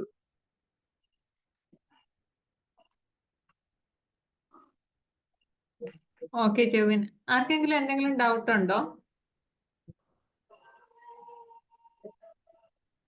നമ്മൾ പ്ലാൻ ചെയ്ത ടൈമിലും ഒരുപാട് മുന്നിലേക്ക് പോയി. സാജിദമാർക്കും ആനന്ദിനും ജോബിനും ഒരുപാട് നന്ദിയുണ്ട്. ഇവരെല്ലാം തന്നെ വർക്കിംഗ് ആണ്. അവരുടെ സമയത്ത് നിന്ന് നമുക്ക് വേണ്ടി ഇത്രയും സമയം ചെലവഴിച്ചതിൽ. കൂടാതെ സാജിദ സദ്ദാമിന് ഒരു ചെറിയ കുഞ്ഞുണ്ട്. ചോദിച്ചോളൂ ഷിനോയ്, ഡൗട്ട് ചോദിച്ചോളൂ. സ്റ്റേറ്റ്മെന്റ് ചോദ്യം എങ്ങനെ നേരിട്ട് ഒരു ചെറിയ രീതിയിൽ പറയാൻ പറ്റുമോ? സ്റ്റേറ്റ്മെന്റ് ചോദ്യങ്ങളെ, ഹലോ കേൾക്കാൻ പറ്റുന്നുണ്ടോ? കേൾക്കുന്നുണ്ട്. ജോബിൻ ആൻസർ ചെയ്യാവോ? ആ കേൾക്കാം, പറഞ്ഞോളൂ. സ്റ്റേറ്റ്മെന്റ് ചോദ്യങ്ങൾ എങ്ങനെയാണ് നേരിട്ടത് ആ കാലഘട്ടത്തില്?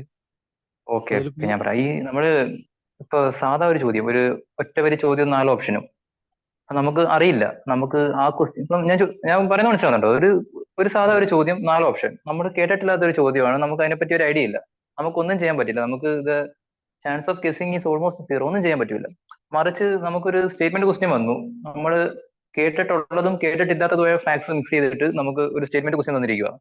എന്നാൽ നമുക്ക് അതിനകത്ത് ചില കാര്യങ്ങൾ അറിയാം, ചില കാര്യങ്ങൾ അറിയത്തില്ല. അപ്പൊ നമുക്ക് അറിയാവുന്ന 1-2 പോയിന്റ് ഉപയോഗിച്ച് ഓപ്ഷൻ വെട്ടി നമുക്ക് ഉത്തരത്തിലേക്ക് എത്താൻ പറ്റും. Okay okay okay. ഹലോ, ഞാൻ ഈ സ്റ്റേറ്റ്മെന്റ് രീതി ഒരു കോമിക് സെൻസ് ഞാൻ പറയാം. സ്റ്റേറ്റ്മെന്റ് ക്വസ്റ്റ്യന് എലിമിനേറ്റ് ചെയ്യാൻ പറ്റിയ രീതി. ഹലോ, കേൾക്കുന്നുണ്ടോ? കേൾക്കുന്നുണ്ട് ജോബിൻ, പറഞ്ഞോളൂ. ഞാനൊരു സിമ്പിൾ സ്ട്രാറ്റജി പറയാം. ചിലപ്പോൾ അത് കോമഡി ആയിട്ട് തോന്നാം, ഞാൻ പറഞ്ഞുതരാം. ഞാൻ ഇത് എലിമിനേറ്റ് ചെയ്യുന്നതിന് മുമ്പ് ഞാൻ ചുമ്മാ എന്റെ മനസ്സിൽ തന്നെ ആലോചിച്ചിരുന്ന കാര്യമാണ്. ഇപ്പൊ ഒരു ക്വസ്റ്റ്യൻ സങ്കല്പിക്കുക, ഈ വർഷത്തെ ഓസ്കാർ അവാർഡ് കിട്ടിയ സിനിമയെ പറ്റി നമ്മൾ ഇതുവരെ കേട്ടിട്ടില്ലാത്ത 3 സ്റ്റേറ്റ്മെന്റ് തരികയാണ്. എന്നിട്ട് 4ാമത്തെ സ്റ്റേറ്റ്മെന്റ് ആയിട്ട് തരികയാണ്, ഈ മൂവി സംവിധാനം ചെയ്തത് അടൂർ ഗോപാലകൃഷ്ണനാണ്. ഈ 4ാമത്തെ സ്റ്റേറ്റ്മെന്റ് നമുക്ക് എല്ലാവർക്കും അറിയാം എക്സാക്ട്ലി റോങ് ആണ്. ഇപ്പം നമുക്ക് ഭാഗ്യം ഉണ്ടെങ്കിൽ 3 ഓപ്ഷനകത്തും ഈ 4ാമത്തെ കോഡ് കാണും, 4 എന്നുള്ള. അത് വെട്ടിയ ഉത്തരവായില്ലേ? Okay okay okay. ഞാനൊരു കോമിക് സെൻസിൽ പറഞ്ഞതാണ് കേട്ടോ, ടേക്ക് ഇറ്റ് ആ സെൻസിൽ എടുത്താ.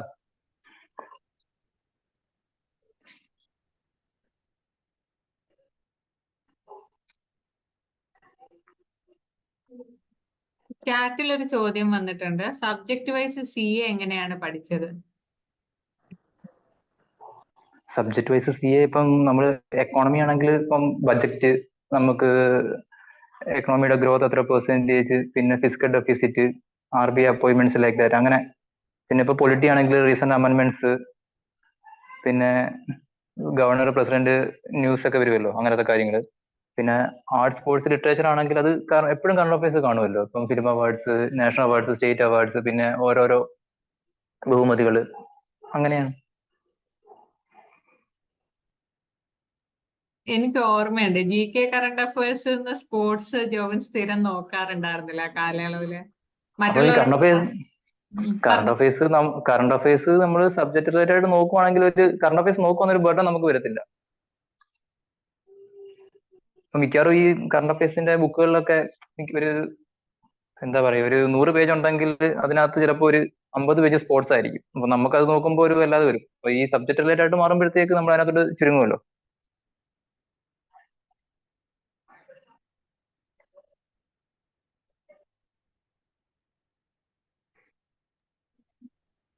ആർക്കെങ്കിലും മറ്റു ഡൗട്ട്സ് ഉണ്ടായിരുന്നോ?